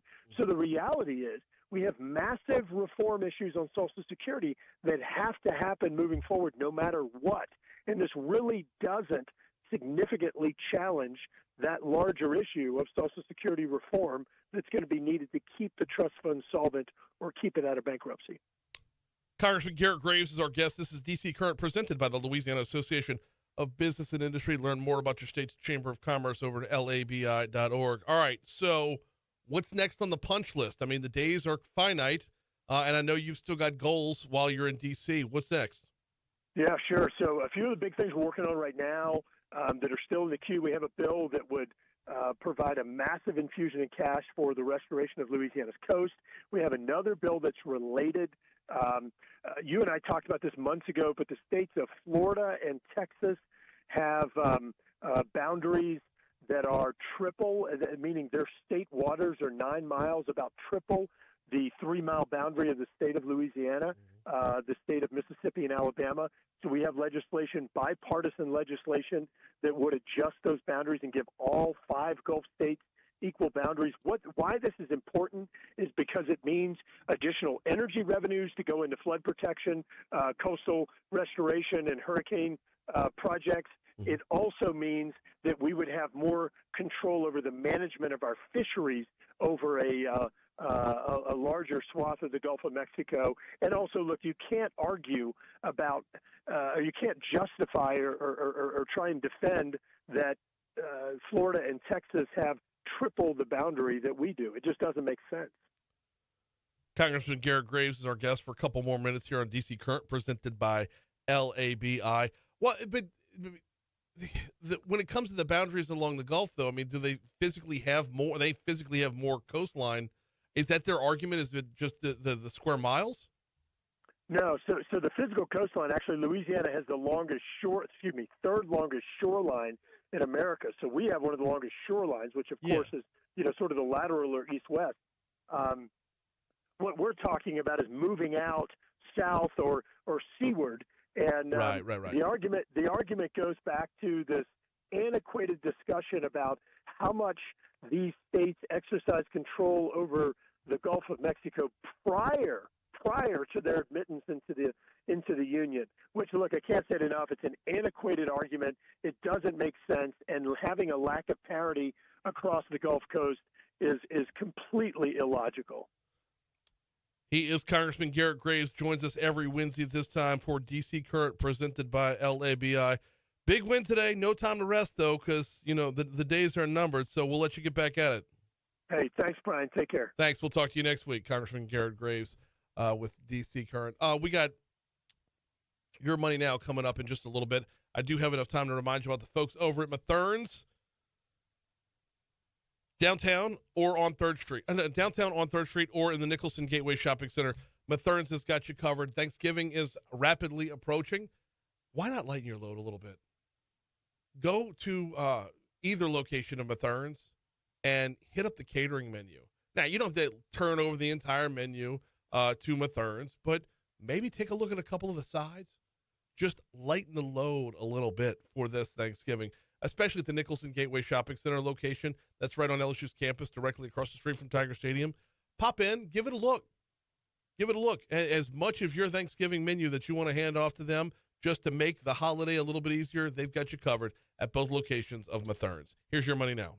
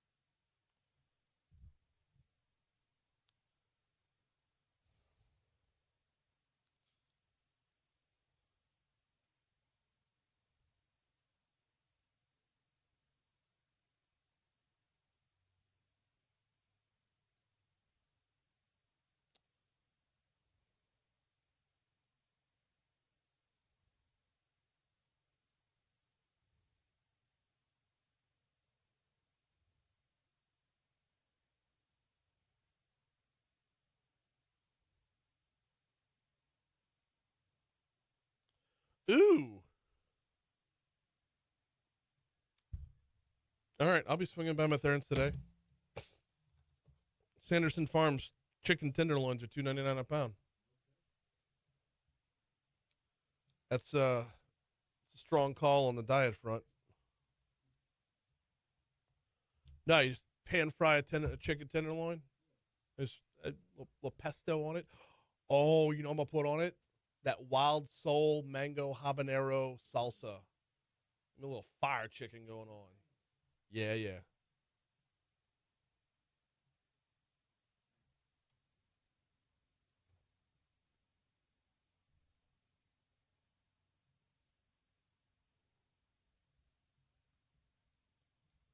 I guess that would be good on there, huh?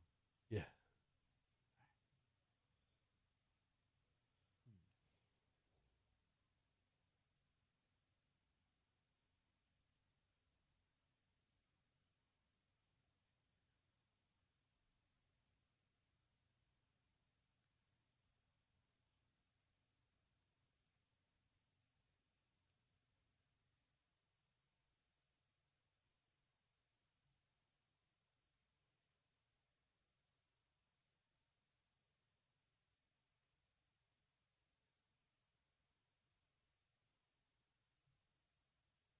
Oof. Okay.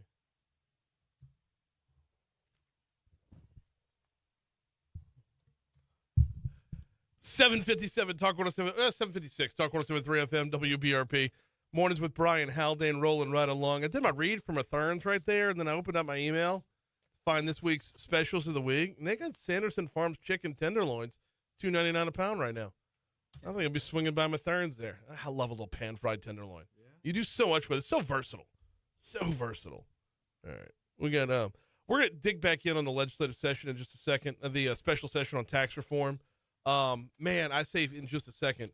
We got a news item on it here, and then Anna Johnson is going to join us. She's with the West Baton Rouge Chamber. They got an event coming up you want to hear about, but she's also en route to the state capitol right now. We'll talk to her about what she's got going on that front. And that'll start off our next hour, which is going to boot This Day in History to the side, which This Day in History always presented by the folks over at 5 Star Printing and Signs. 5 Star Printing and Signs, 271-4096, 271-4096. Have you given any thought to your business's first impression? Hand it over that business card.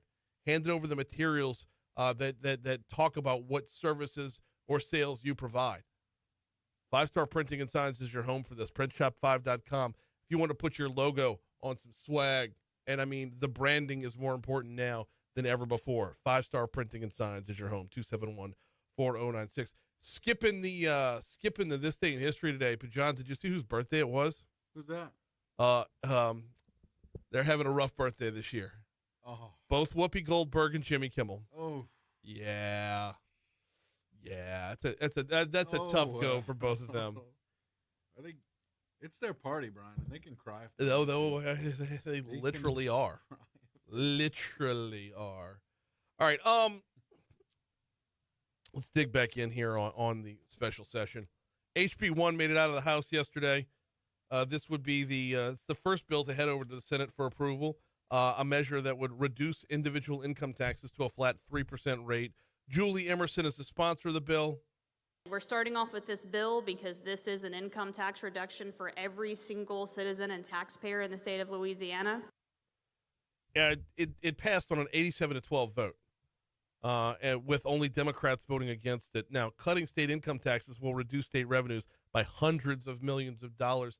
That's not the part that I'm concerned about with the bill, though. My concern is the devil's in the details, and there's a lot of tax breaks and tax incentives that get nixed because of this bill along the way. The Landry administration is seeking to offset revenue loss by taxing services currently not taxed and renewing a temporary sales tax that it was supposed to have expired next year. That was the 0.45. Mandy Landry from New Orleans says none of those prior bills have ever passed. This is a big ask to make such a huge cut without knowing what we're going to add to it. There is some question of putting the cart before the horse here. Are they doing it backwards over the state capitol? And are you willing to do it backwards to reap the rewards? Because let's not forget the impetus of this whole thing. Lowering the state income tax making the business environment that much more easy to do business. I mean, these things, they do need to play a bigger role here or a bigger role in the conversation. We're coming up on 8 o'clock. Let's check news.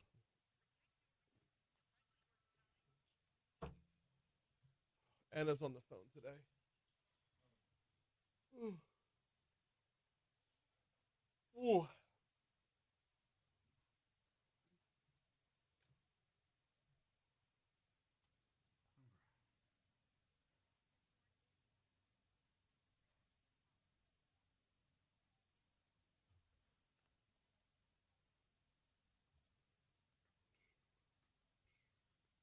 So terrible.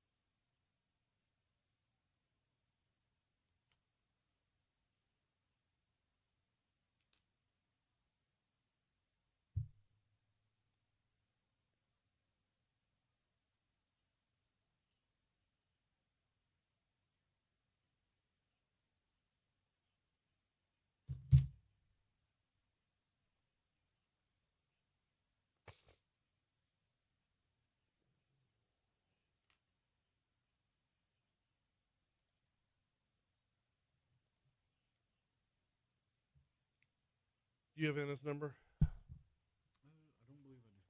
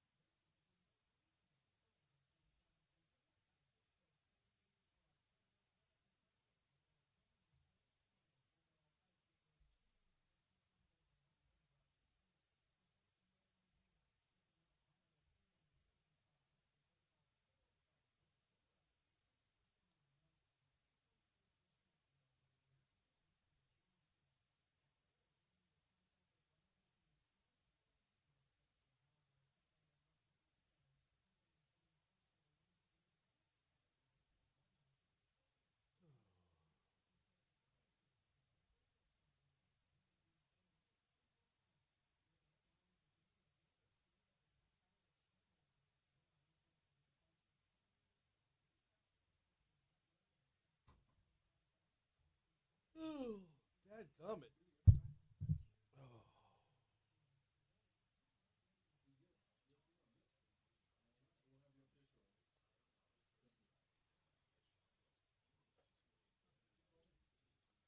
Easy peasy.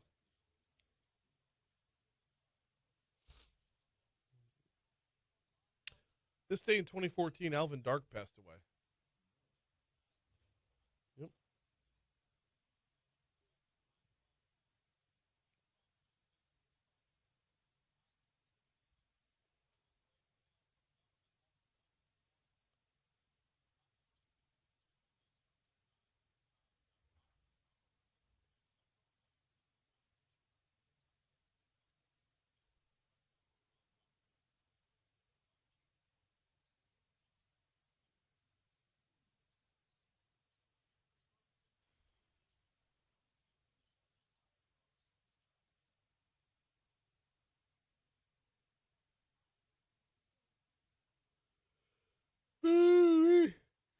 everybody. Excuse me. Sorry, I don't mean to yawn in your ear.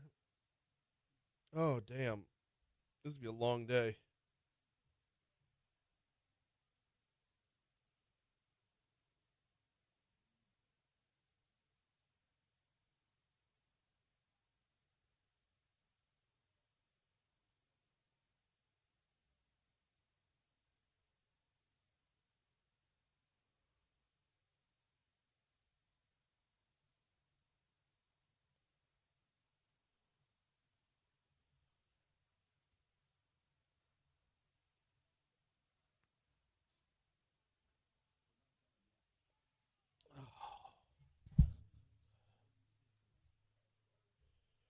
Okay. Nothing there. Nothing doing.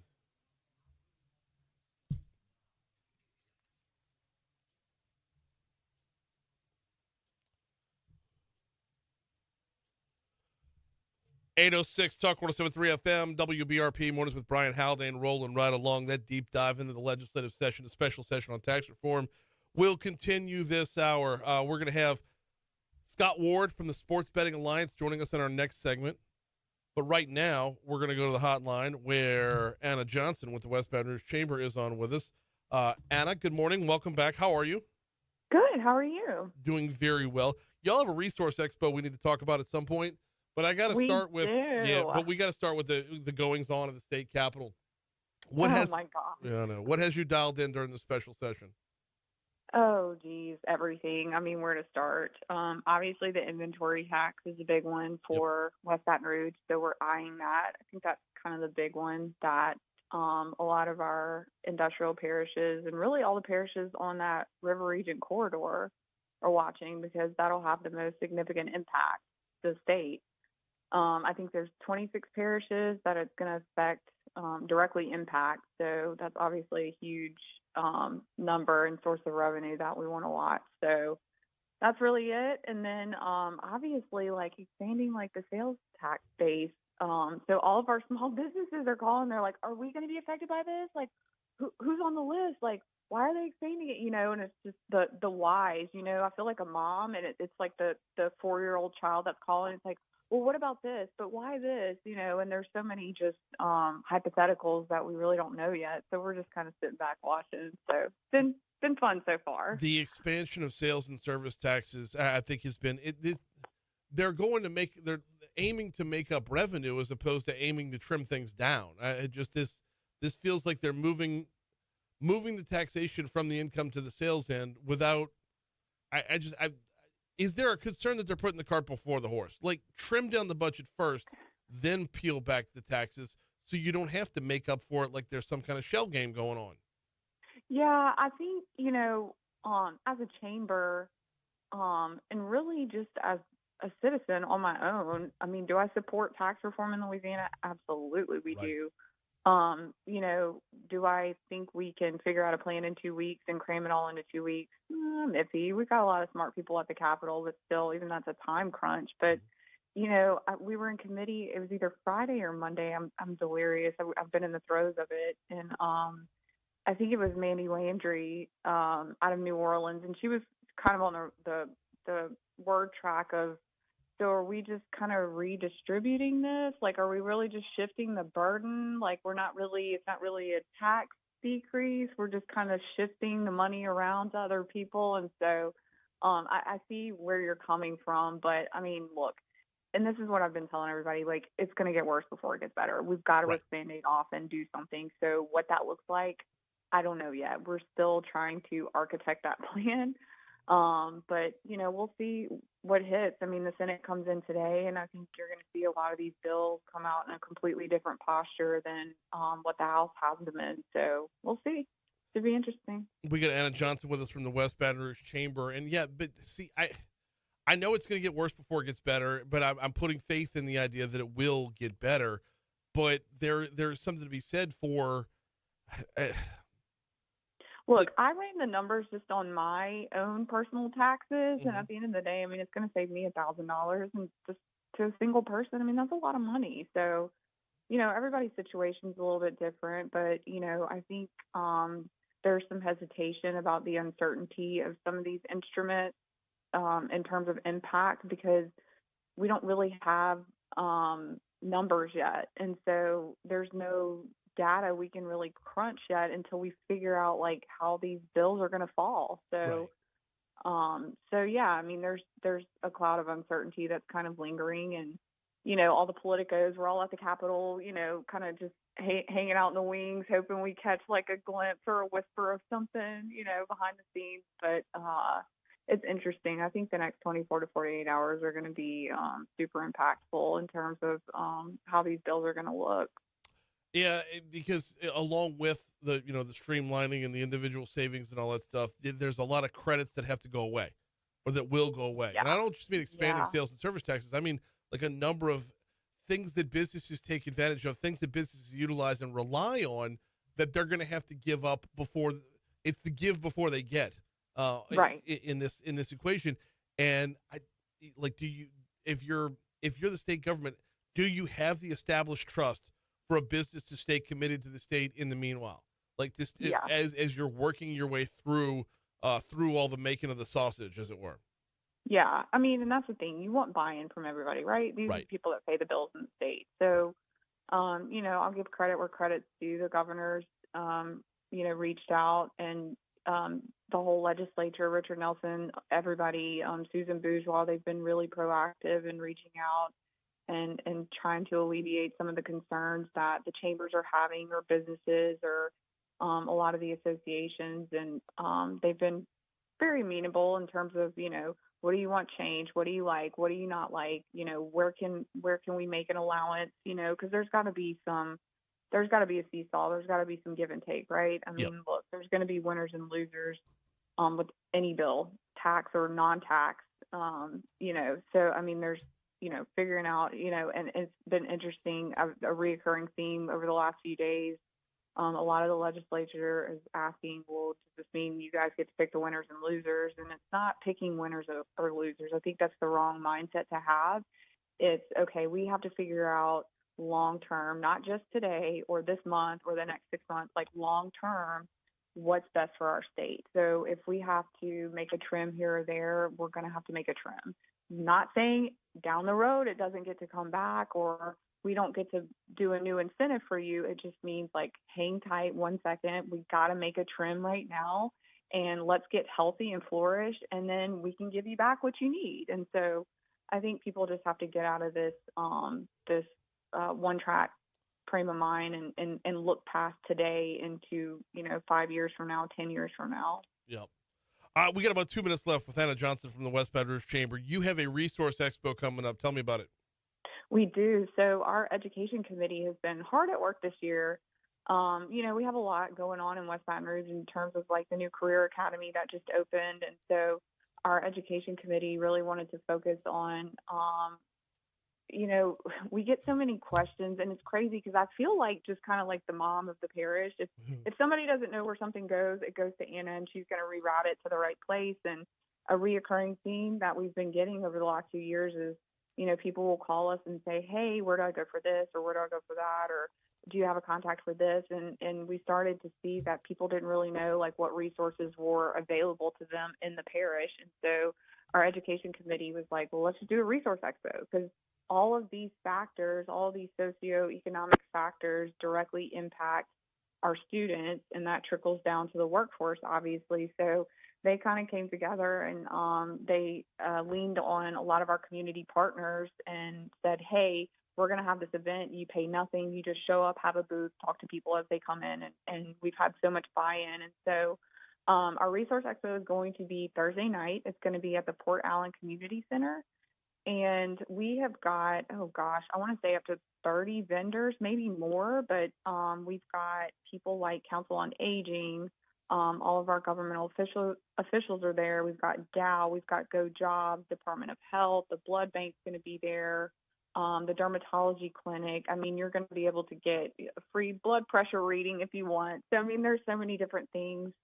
And not to be outdone, transportation was another one. And so the education committee got together and they said, okay, well, we're going to provide free transportation too, because this is obviously something that they need to know about. So they need to know about how to get here too. And so we're providing free transportation. We've got, I think, 2 pickup locations. The first one is going to be at the library. And if you need a ride to the Resource Expo, that bus is going to pick you up at 4:45 at the library. Okay. And then on the north side of the parish, towards Irwinville, that one, the transportation I think is at the Irwinville Community Center, and I think that pickup is at 5:15. So if you need a ride, those are the 2 pickup locations, and the expo, I believe, starts at 6 at the Port Allen Community Center. So we'll be there for a couple hours, so please come out.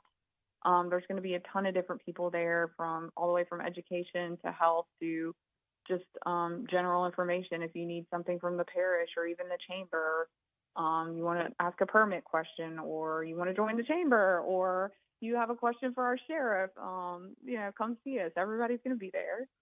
I would recommend everything except for the blood pressure screening during a special session. Yeah, She is Anna Johnson. Be skipping that booth. Yeah, absolutely. Anna Johnson with the West Baton Rouge Chamber. I appreciate a couple minutes this morning. Awesome. Thanks, Brian. Thank you. We'll talk to you soon. Okay. Open up the email yesterday. It says, Brian, we need your help. The Louisiana legislature wants to massively increase the tax rate on your favorite form of entertainment, placing legal bets on the sports teams, players, and games that you love. Use the link provided to let your state representatives know no tax hike on legal sports betting. That came in from FanDuel. Over on DraftKings, darn near the same email. Let's talk about it. We've got Scott Ward from the Sports Betting Alliance joining us next.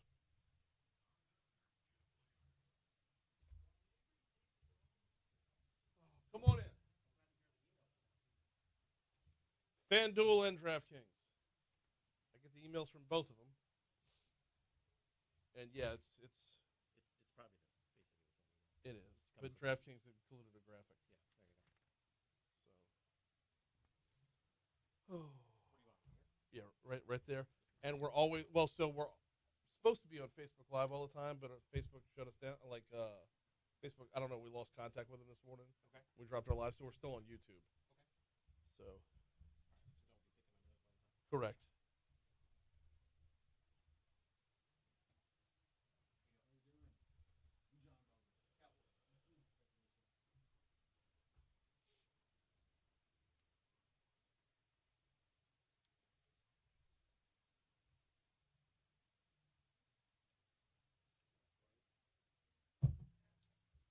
For the whole agenda, not for anything in particular.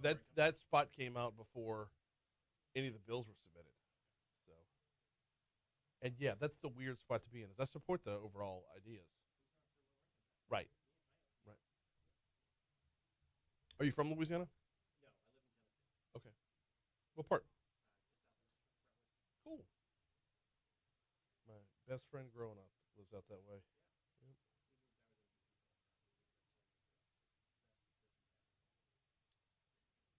Nothing but good things about everything surrounding Nashville or around Nashville. I hear nothing but good things. We're a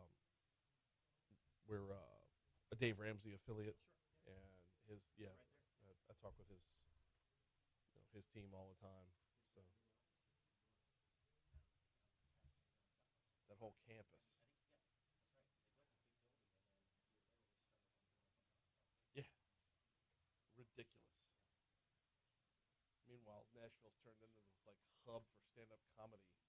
That okay. You know who Theo Vaughn is? He grew up in Mandeville, I grew up in Mandeville. He grew up very close to he's not my cousin, but he's like a pseudo cousin. But couldn't be happier in Nashville right now. Yeah. That's right. Yep.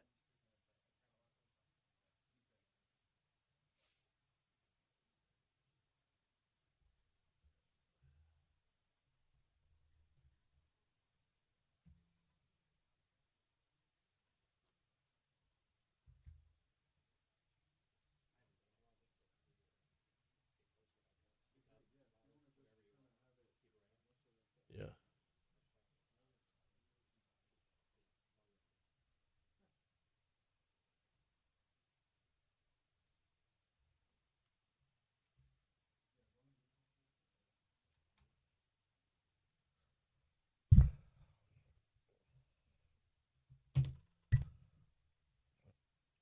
820 Talk 107.3 FM WBRP. Running a couple minutes behind here, so let's dive right back in.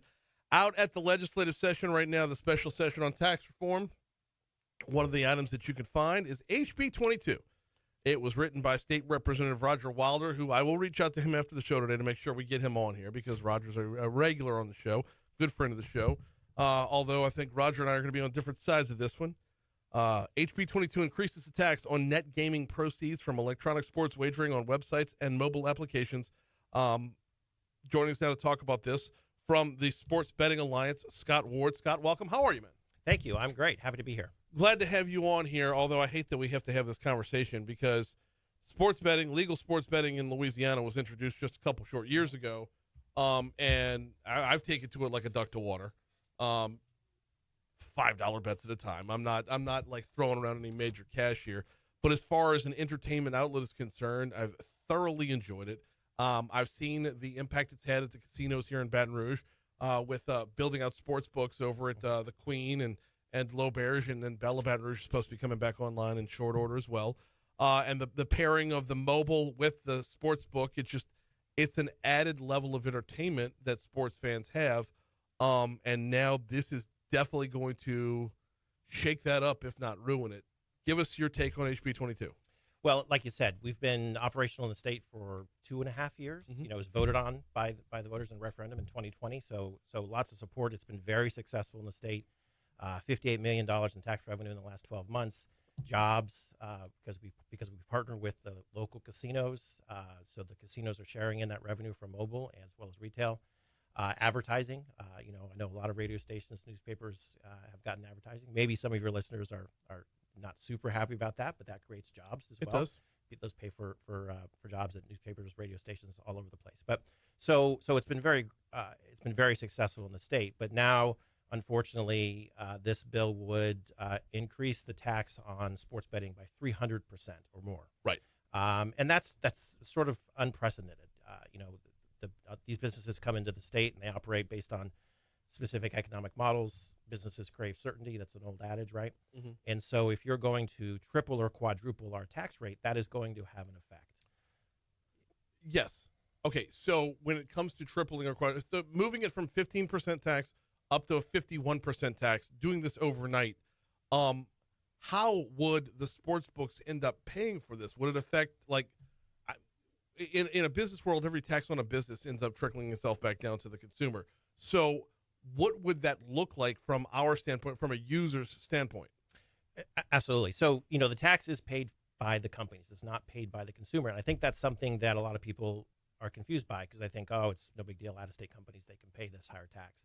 But sports betting is a very low-margin business. And as you said, it will be passed down to the consumer, to Louisianans who are betting right now. Mm-hmm. Everything is going to be on the table. This is unprecedented. So you will see, no doubt, lower promotions, lower advertising. Folks who like that,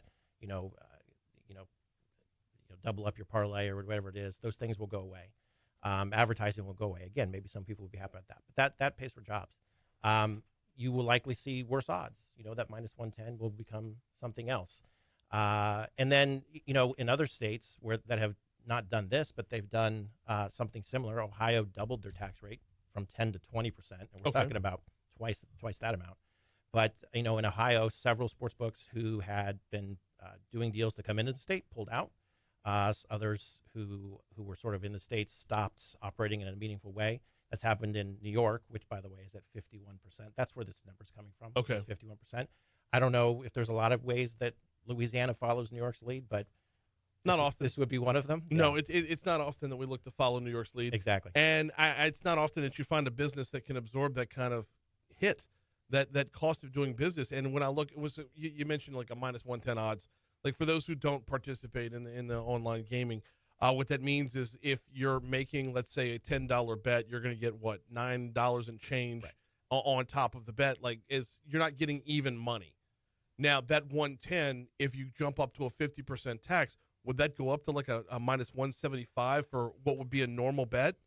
And now, as the person placing the bet, I've got to take that into account. And I look at that and think, I don't want to participate anymore because it's not going to be worth it on my end to invest my money in that bet.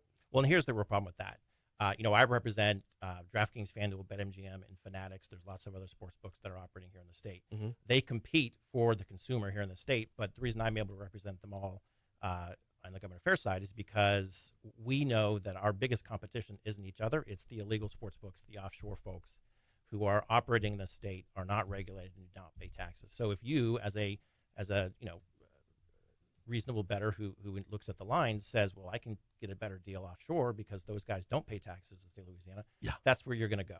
And then that tax revenue is completely lost to the state. Okay, so yeah, that's the perfect pairing right there. Is if let's say Eastern Michigan's taking on Ohio tonight, and Ohio's an 11-point favorite at a -110.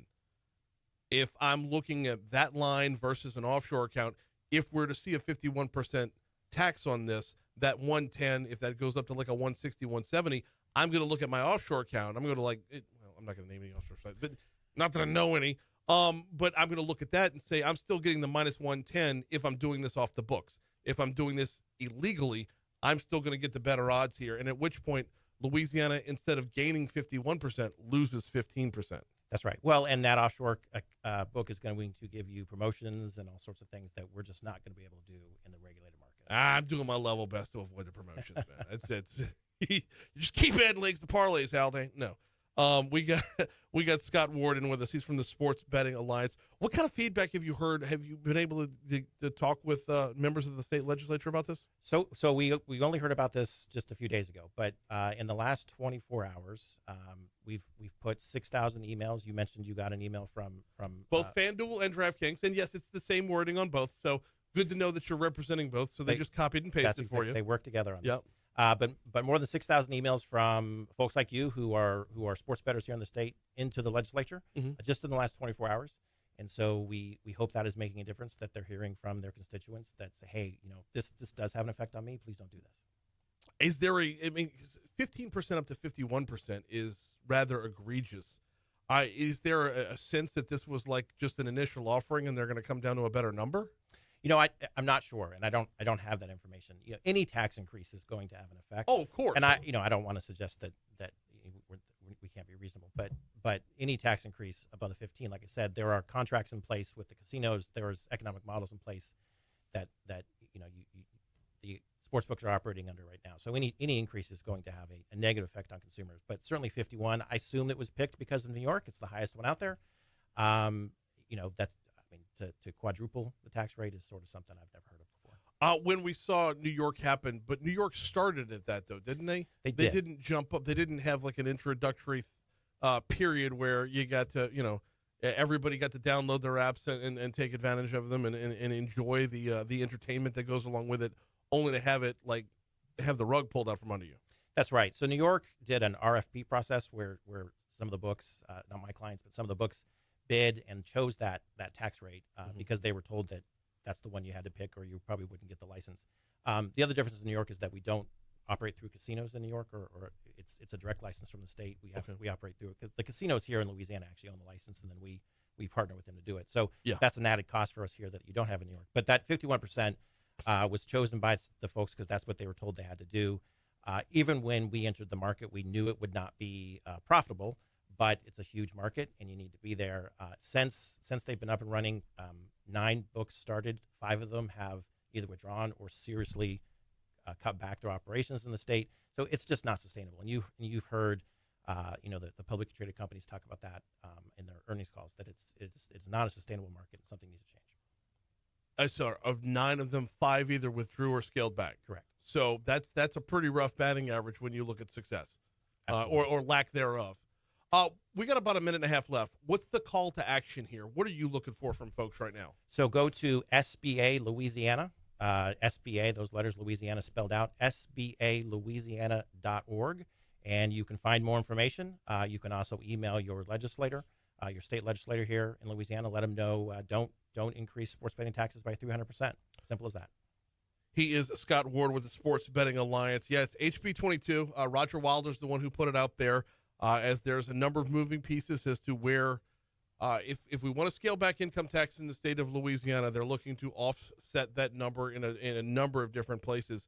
as opposed to maybe, streamlining cost, maybe cutting back on spending. That's a whole other topic for a whole other day. In the meanwhile, Scott, I greatly appreciate a couple minutes this morning. Thanks for the explainer. Thank you so much. Absolutely. It's 8:30 at Talk 107.3 FM, WBRP. All right, we're gonna step away from the legislative session in our next segment because we've got Everette Thompson. He is the Baton Rouge Zydeco head coach. It's time to talk a little hockey. Yeah, season 2 is here. We broke records in season 1. Can we keep it up? Can we keep it going? We got the Zydeco up next. So, yeah, the backstory here, and I'm pretty dialed in. The legislator. We found out about it on Sunday. Yeah. Because I found out about it Monday morning. But rather than trying to be fiscal conservatives, a bunch of conservative lawmakers are saying we have to find another way to generate revenue to offset what we're doing here. And it's like, guys, I don't want to play shell game. Sin taxes are, Republicans are, I'm not for taxes, but sin taxes, yeah, we can do that. Right. That's fine. And, by the way, I don't think this addresses the physical sports books. It's unclear, yeah. Okay. I mean, 90% of all the money is mobile. Oh, sure. And so that's what sure.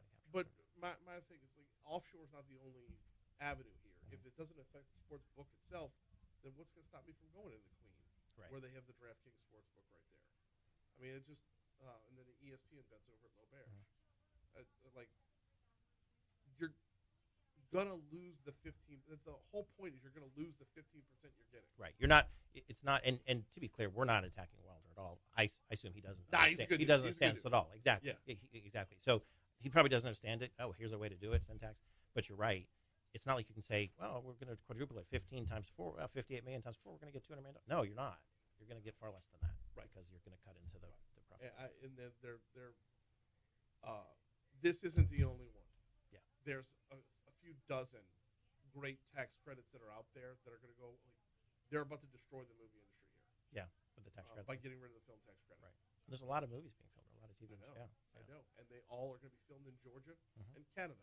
As soon as we pull that tax credit, they will pack up and move. So while they look at it as, and if you've got a credit that credits movie makers a certain amount of money, you're not losing that money. That money didn't exist. Yeah. So it is what it is. There he is. Hey. Thank you. Appreciate you, man. Good to meet you. Yeah. Likewise. And Thanks so much. I'll reach back out through Jim. Yeah, let us know what we can do to help. Yeah, I have a feeling. I'm hoping this is going to be DOA. So just this is rumor. We'll find out at 9 here in tonight's point. We've heard that he may present it and pull it because he has gotten. I think people are hearing from people. Yeah. But that's rumor. We don't know what's going to happen. It's been too good to us in this short period of time to just don't mess with a good thing. Flush it down the toilet. Yeah. Exactly. Yeah. I'm gonna fix what's not broken. So. All right. Thanks, guys. Thank you. Good luck to you. Thanks. Everett. What you say, man? You been all right? All good. Good deal. It's a little humid today, but Oh, I know. So you're here. Give me just one segment. I'll be right back. no problem. Thank you.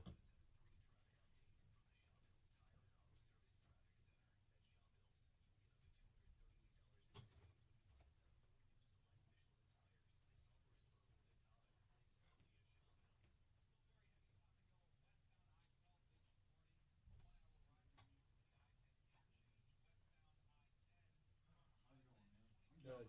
Everett. Nice to meet you.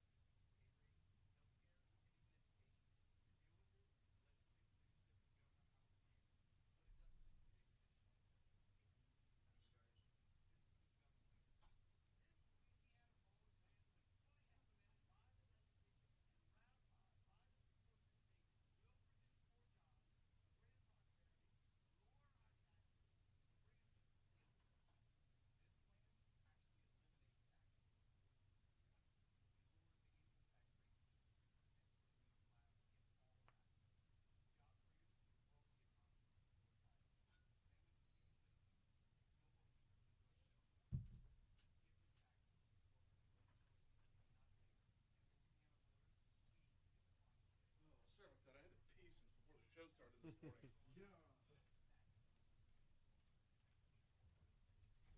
be a battle. Yeah. It was a fast-moving show today, too, so.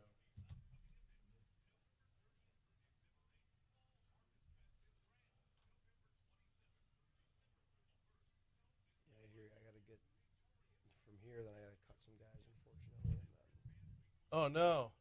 yeah, we gotta get some better players in. So Yeah, because the introductory period is over with. The winning's got to start happening, sure. we're third place. We got 5 wins, 3 losses, and then 1-1.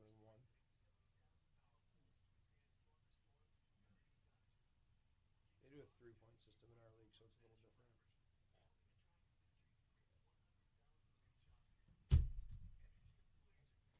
Oh,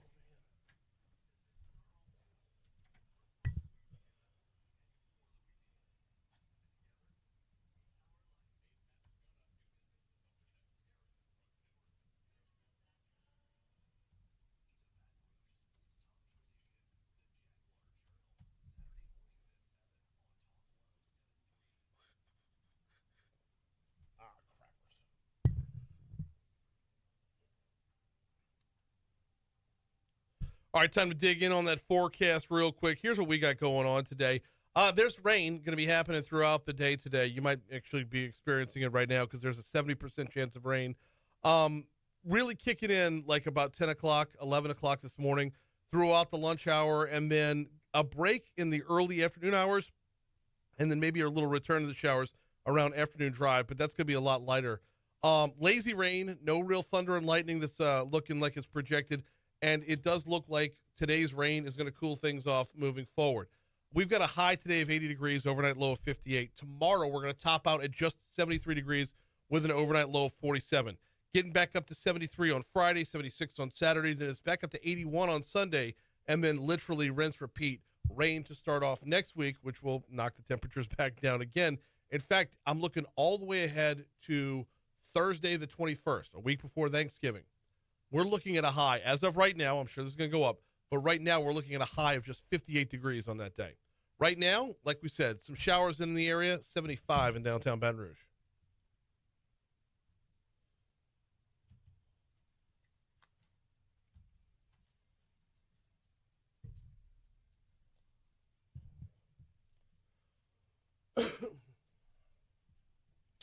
.38, approaching 8:39 at Talk 107.3 FM, WBRP. Mornings with Brian Haldane, rolling right along. Let's talk a little hockey. Baton Rouge Zydeco in their already in their second season, and their coach, Everette Thompson, joining us now. How are you, Everette? I'm good. Glad to have you in here. Glad to be talking a little hockey. I was about this time last year that everyone was asking the question. The first couple games were in the books. Everyone was saying attendance was awesome. Is this sustainable? And by the time the first season, the inaugural season ended, yeah, it was sustainable. We broke records. So glad to see Baton Rouge taking the hockey and taking specifically to the Zydeco like a duck to water. How's it been to start off the second season? Good. We have a lot different group coming in here year 2. I obviously didn't come until February, so we got a big off season here. It's showing a little bit of good signs right off the hop here. We're in third place currently sitting, so it's a good first start. So the first season was all about getting to know hockey a little bit, getting to know, understand the sport as best we could. You don't grow up playing pickup hockey on a frozen pond in Louisiana because, ponds don't freeze in Louisiana. So, it's pickup baseball, pickup basketball. These are the sports the kids grew up with. So there was going to be a learning curve here. What's that been like? What's that translated like out to the games themselves? Yeah, it's definitely something that is new to the area and region, I'd say. I know there was a little bit of a team here a couple of years ago, but obviously that's dispersed. So you have a generation gap here of people that have never really played. So I find it interesting. The kids are taking it to it awesome. When a kid comes to a game and they see it in person for the first time, I don't think there's a better in-person sport to go watch. Give us the description. How would you describe attending a Zydeco game to someone who's never been before? Oh, it's fast-paced. It's a lot of hitting, a lot of physicality. We've got some fights going on. It's the minor league hockey, so, it's not the flashy NHL where everyone's just super skilled. Obviously, we do have some super skilled players, but at the same time, it's a little bit more rough and tumble down here. you pay your ticket, you're going to get your money's worth, I'd say. In fights alone, and not to mention the actual the game itself. As far as you said, we're in third right now. Yep. Last year, introductory period, obviously just the appeal of, oh my gosh, we have hockey at the River Center was awesome. This year, I would assume that y'all are getting real serious. You got to start winning now. Yeah, year 2 in most plans in this league, especially the minors, you have to have a product that's winning, especially in Baton Rouge. You can't come here and not win, in my opinion. We take too much pride in winning here, so you got to have a winning product at the end of the day. Last year was great that we set the attendance record with a team that was, like you said, bringing hockey back per se, but now it's one of those things where it's time to represent the city a little bit here and win. If you're going out to the River Center to catch the Baton Rouge Zydeco, you're going to come across a number of maybe some cities you're not normally familiar with, but a few that you're definitely familiar with. Are we already seeing rivalries develop right now? Is there a main, like, for the Saints it's the Falcons? You know, like, is that budding up already? Yeah, no. We obviously have a regional rivalry here with Biloxi. They're here this weekend, actually, so we have a home-and-home series with them. So Friday night we're at home, and then Saturday we actually play there on the beach. So, okay. And then we also have another little regional rivalry with Monroe, which is not too far away. So those are our two, I'd say, main rivals this year. So I saw the Monroe Moccasins on the schedule there, which took an L on the first one, but we get at them again next week. Yep, it was a good game. We came out to a hot lead there. I think it was 4-1 after the first period, and then we just had a little bit of a hiccup there to start the third, and we showed some resilience and battled back to bring it to overtime. So we're right there. Can we get inside the team a little bit? Talk about the roster. Who are the for those that are interested in going out? Who are the players we're going to be following? Yeah, right now our hot hand is number 14, Kevin Zabad. He's got our point leader right now. That entire line of him, Shane Haggerty, is really coming together here as a rookie. And then they've also got on that line, you've got another player, not on their line, but another player to watch right now who's really picking it up is Scott Chirac. He's the guy that you'll see around here locally. He lives here all summer. They're really picking up the pace for us right now. I'd say those three have really kind of came together here, pulled us forward-wise out. And then we've got a defenseman, Brody Thornton, who's really picking it up for us. And then not to mention Eli Wilson. He's done a lot for our first line as well. So our top line, another forward, and Brody Thornton and D are really got some of our insight guys right now. You mentioned you said Scott is living here year-round. Is that not the norm? Is it? I mean, what normally happens with a crew like this? Because it's not like you're going to run through the roster and see a guy that went to U-High or a guy that went to Catholic or whatever. These are all, obviously, everyone is kind of imported. Yeah. So what does that look like in the offseason? Yeah, we've definitely got a lot of guys from not from here. Right. A lot of guys from Boston, a lot of guys from Michigan, a lot of guys from Canada. So, I mean, like Scotty's from Boston, obviously not exactly close. Right. So he lives down here. He got a summer job. A lot of these guys have summer work back home. They work at hockey camps, or mom and dad's job, something like that, Just, 6 months at a time here is kind of how we take it here. The season's 6 months, 8 months. Well, it has the split down the middle of it, right? Yeah. Because of the Mardi Gras season and the use of the River Center and whatnot. How did that end up playing last year? Is that because is that the rest of the league has to follow along with that, or we're just an outlier? Everyone has their kind of scheduling errors in this league. I wouldn't say errors, but conflicts. Ours is obviously that Mardi Gras dates takes up, but we just go on the road during that time period, to be honest. So it doesn't really affect us. Everyone's got to travel at some point. So yeah, we're talking with Everette Thompson, head coach of the Baton Rouge Zydeco. We're going to talk, tickets and prices and groups and all that other good stuff in just a little bit. But I want to stick with the team and the schedule a little bit. You mentioned in third place right now. So who are we trailing? We are behind in our division here because it's divisional here. We have the North and the South. So I just kind of focus on our division here. We've got Athens and Columbus above us. Okay, both out of Georgia. Yep. And then behind us is a team out of Virginia. Blue Ridge, and then you've got Carolina, which is Winston-Salem. Yep. Then Monroe and Biloxi pulling up the rear. At the moment, yeah, at the moment for sure. And then on the other side, I mean, it's teams out of New York, teams out of Connecticut.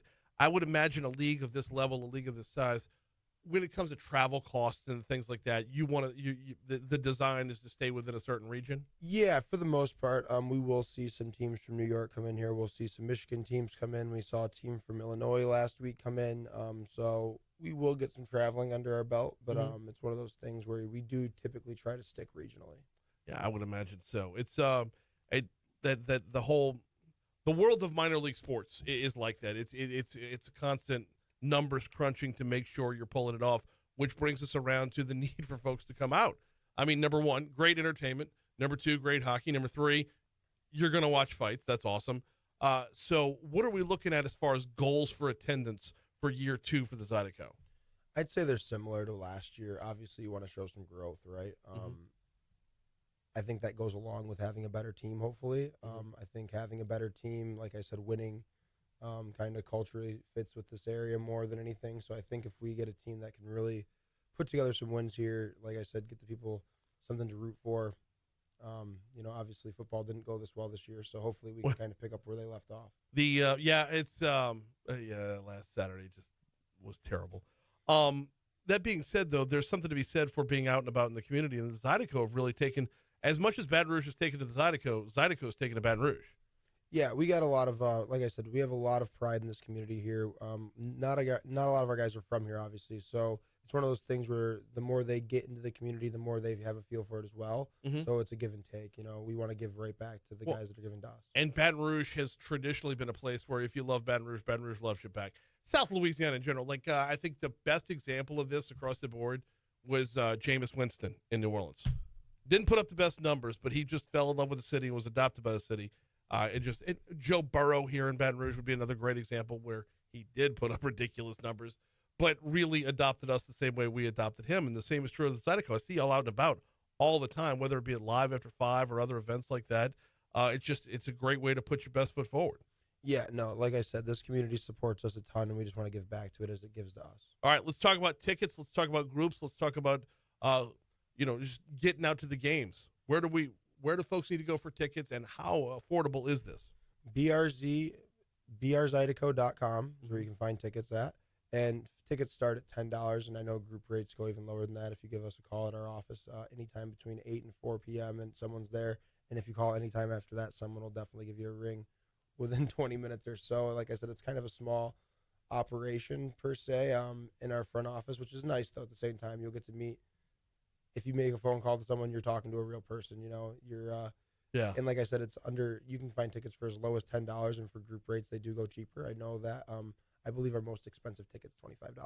Yeah, and as far as the groups are concerned, if you're putting together like the birthday party for the kids or whatever, there's awesome options on that front. Look, Everett, I'm not going to pretend like I know hockey arenas around the nation, but I don't know that there's a bad seat in the River Center. No, it gives me the old Joe Louis feel. There's really not a bad seat, that old Coliseum style. You don't have the suites in the way. There's nothing to abstract your view, and you're right on top of it in reality. So it's great. There's not like you just said, there's not a bad seat there. Yeah, even in the upper level, even with my horrible eyes, you can still follow the puck, to be sure. It's like you said, the fast-paced action is one thing. The skill level, that was, I think, the part I was most impressed with. I was expecting okay, I'll say it. I was expecting to go see Happy Gilmore, right? Right? But no, this was really, really good hockey.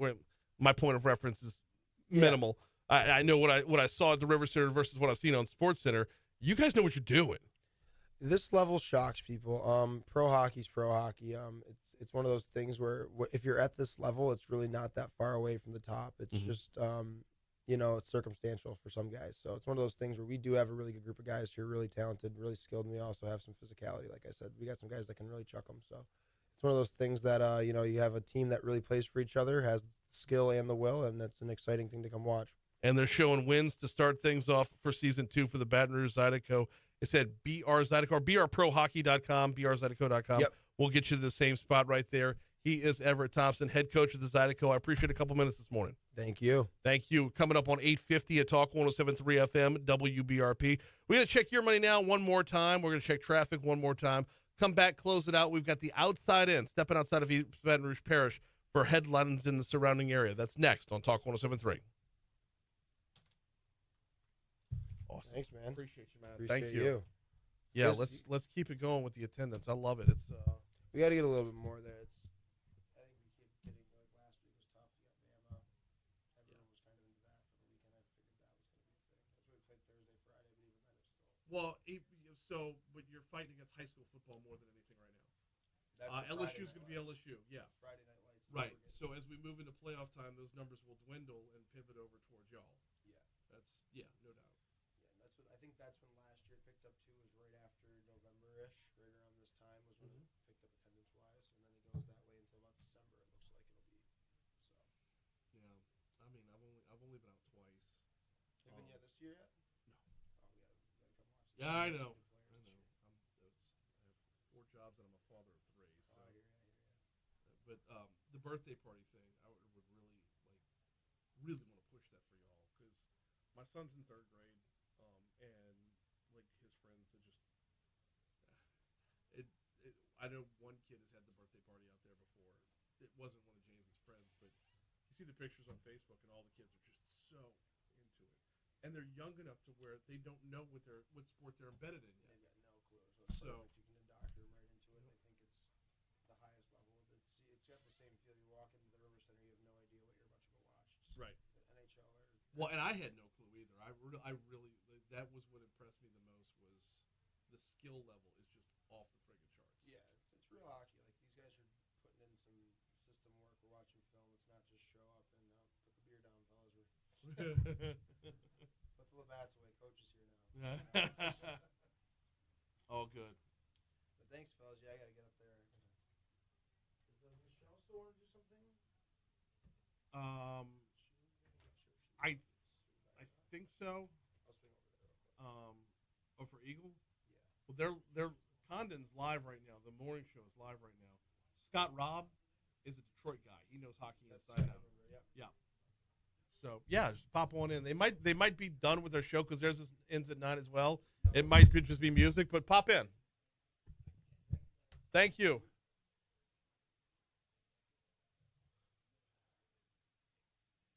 Yeah, I'm never gonna know hockey.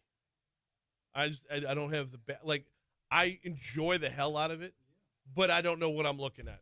Right. You just know skill when you know what would see be it, but fun is doing a tutorial, like learning it, like explain to me what this is, what that is, what Yeah, that'd be cool.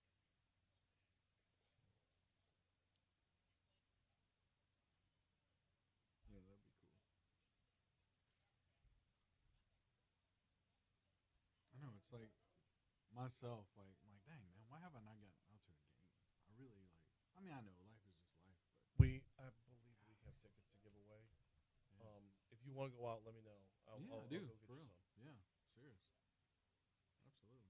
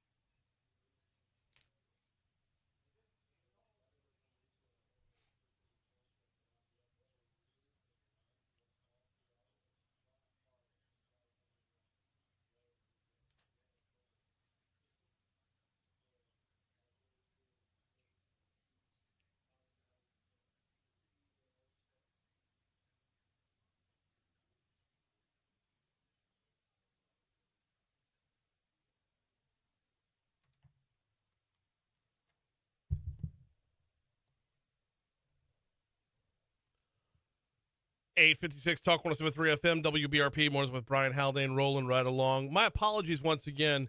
I don't know why I'm apologizing. It wasn't my fault, or it wasn't our fault, but we got booted off Facebook Live earlier today. We believe that's a Facebook problem. Not to worry. We're up and running on Talk 107.3's YouTube page. Yeah, we're back on YouTube. Every morning we're on both outlets. So if you wanted to follow us on YouTube, just look up Talk 107.3 Baton Rouge. Go ahead and hit that subscribe button if you would, so that we can be in your inbox every morning when we start off the show. And if anything like this happens again, you know where to find us over on Talk 107.3's YouTube page. We are continuing to track this storm, this disturbance that's in the Caribbean right now. Should it become a named storm, I believe it would be Sarah would be up next. If Raphael was the last one, then Sarah would be next. If we get one more after that, it'd be Tony, which just unleashed the Soprano references at that point, right?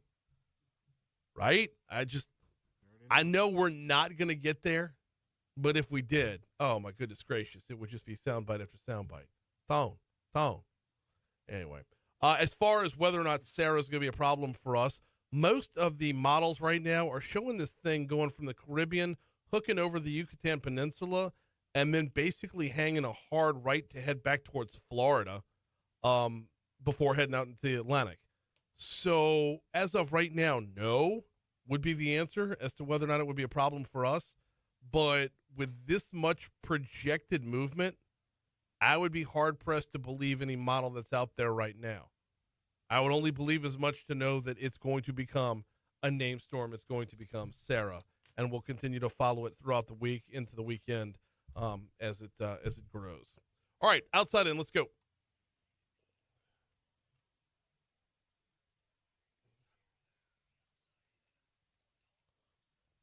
Starting off in West Baton Rouge Parish, a trial began yesterday for two brothers accused of pocketing government money while one worked for the state's fire marshal office. The other provided overpriced services to that agency in 2020 and 2021. The legislative auditor's office uncovered the alleged crimes. The brothers, Tom and Rob McCormick, are accused of funneling more than $800,000 of government money into their own pockets. West Baton Rouge District Attorney Tony Clayton says the pair purchased items like bottled water and ice during statewide emergencies back in 2021 and used companies owned by them and others to sell those supplies to the government at inflated prices. Headed over to Tangipahoa Parish, an event training people on how to spot and respond to opioid overdoses with Narcan was held yesterday by the Department of Health in Hammond. The grab-and-go Narcan event held at the Tangipahoa Parish Health Unit on West Club Deluxe Road aimed to teach people how to use Narcan, a life-saving medicine that can reverse an opioid overdose. Closing things out in New Orleans. What do you do when an inspector general report says you misspent over $250,000? Well, you insult the person who wrote the report. That's what you do. If you're Orleans Parish Sheriff's Office, and Sheriff Susan Hudson said in a response to a report from the Office of the Inspector General regarding alleged overpayment of deputies during the 2023 Mardi Gras season, apparently there's about $260,000 worth of overpayments going on. Sheriff Hudson's response was, the report's misogynistic. The report is misogynistic. That's going to do it for us today. Moon Griffon's next. We are back at it tomorrow. We'll see you then.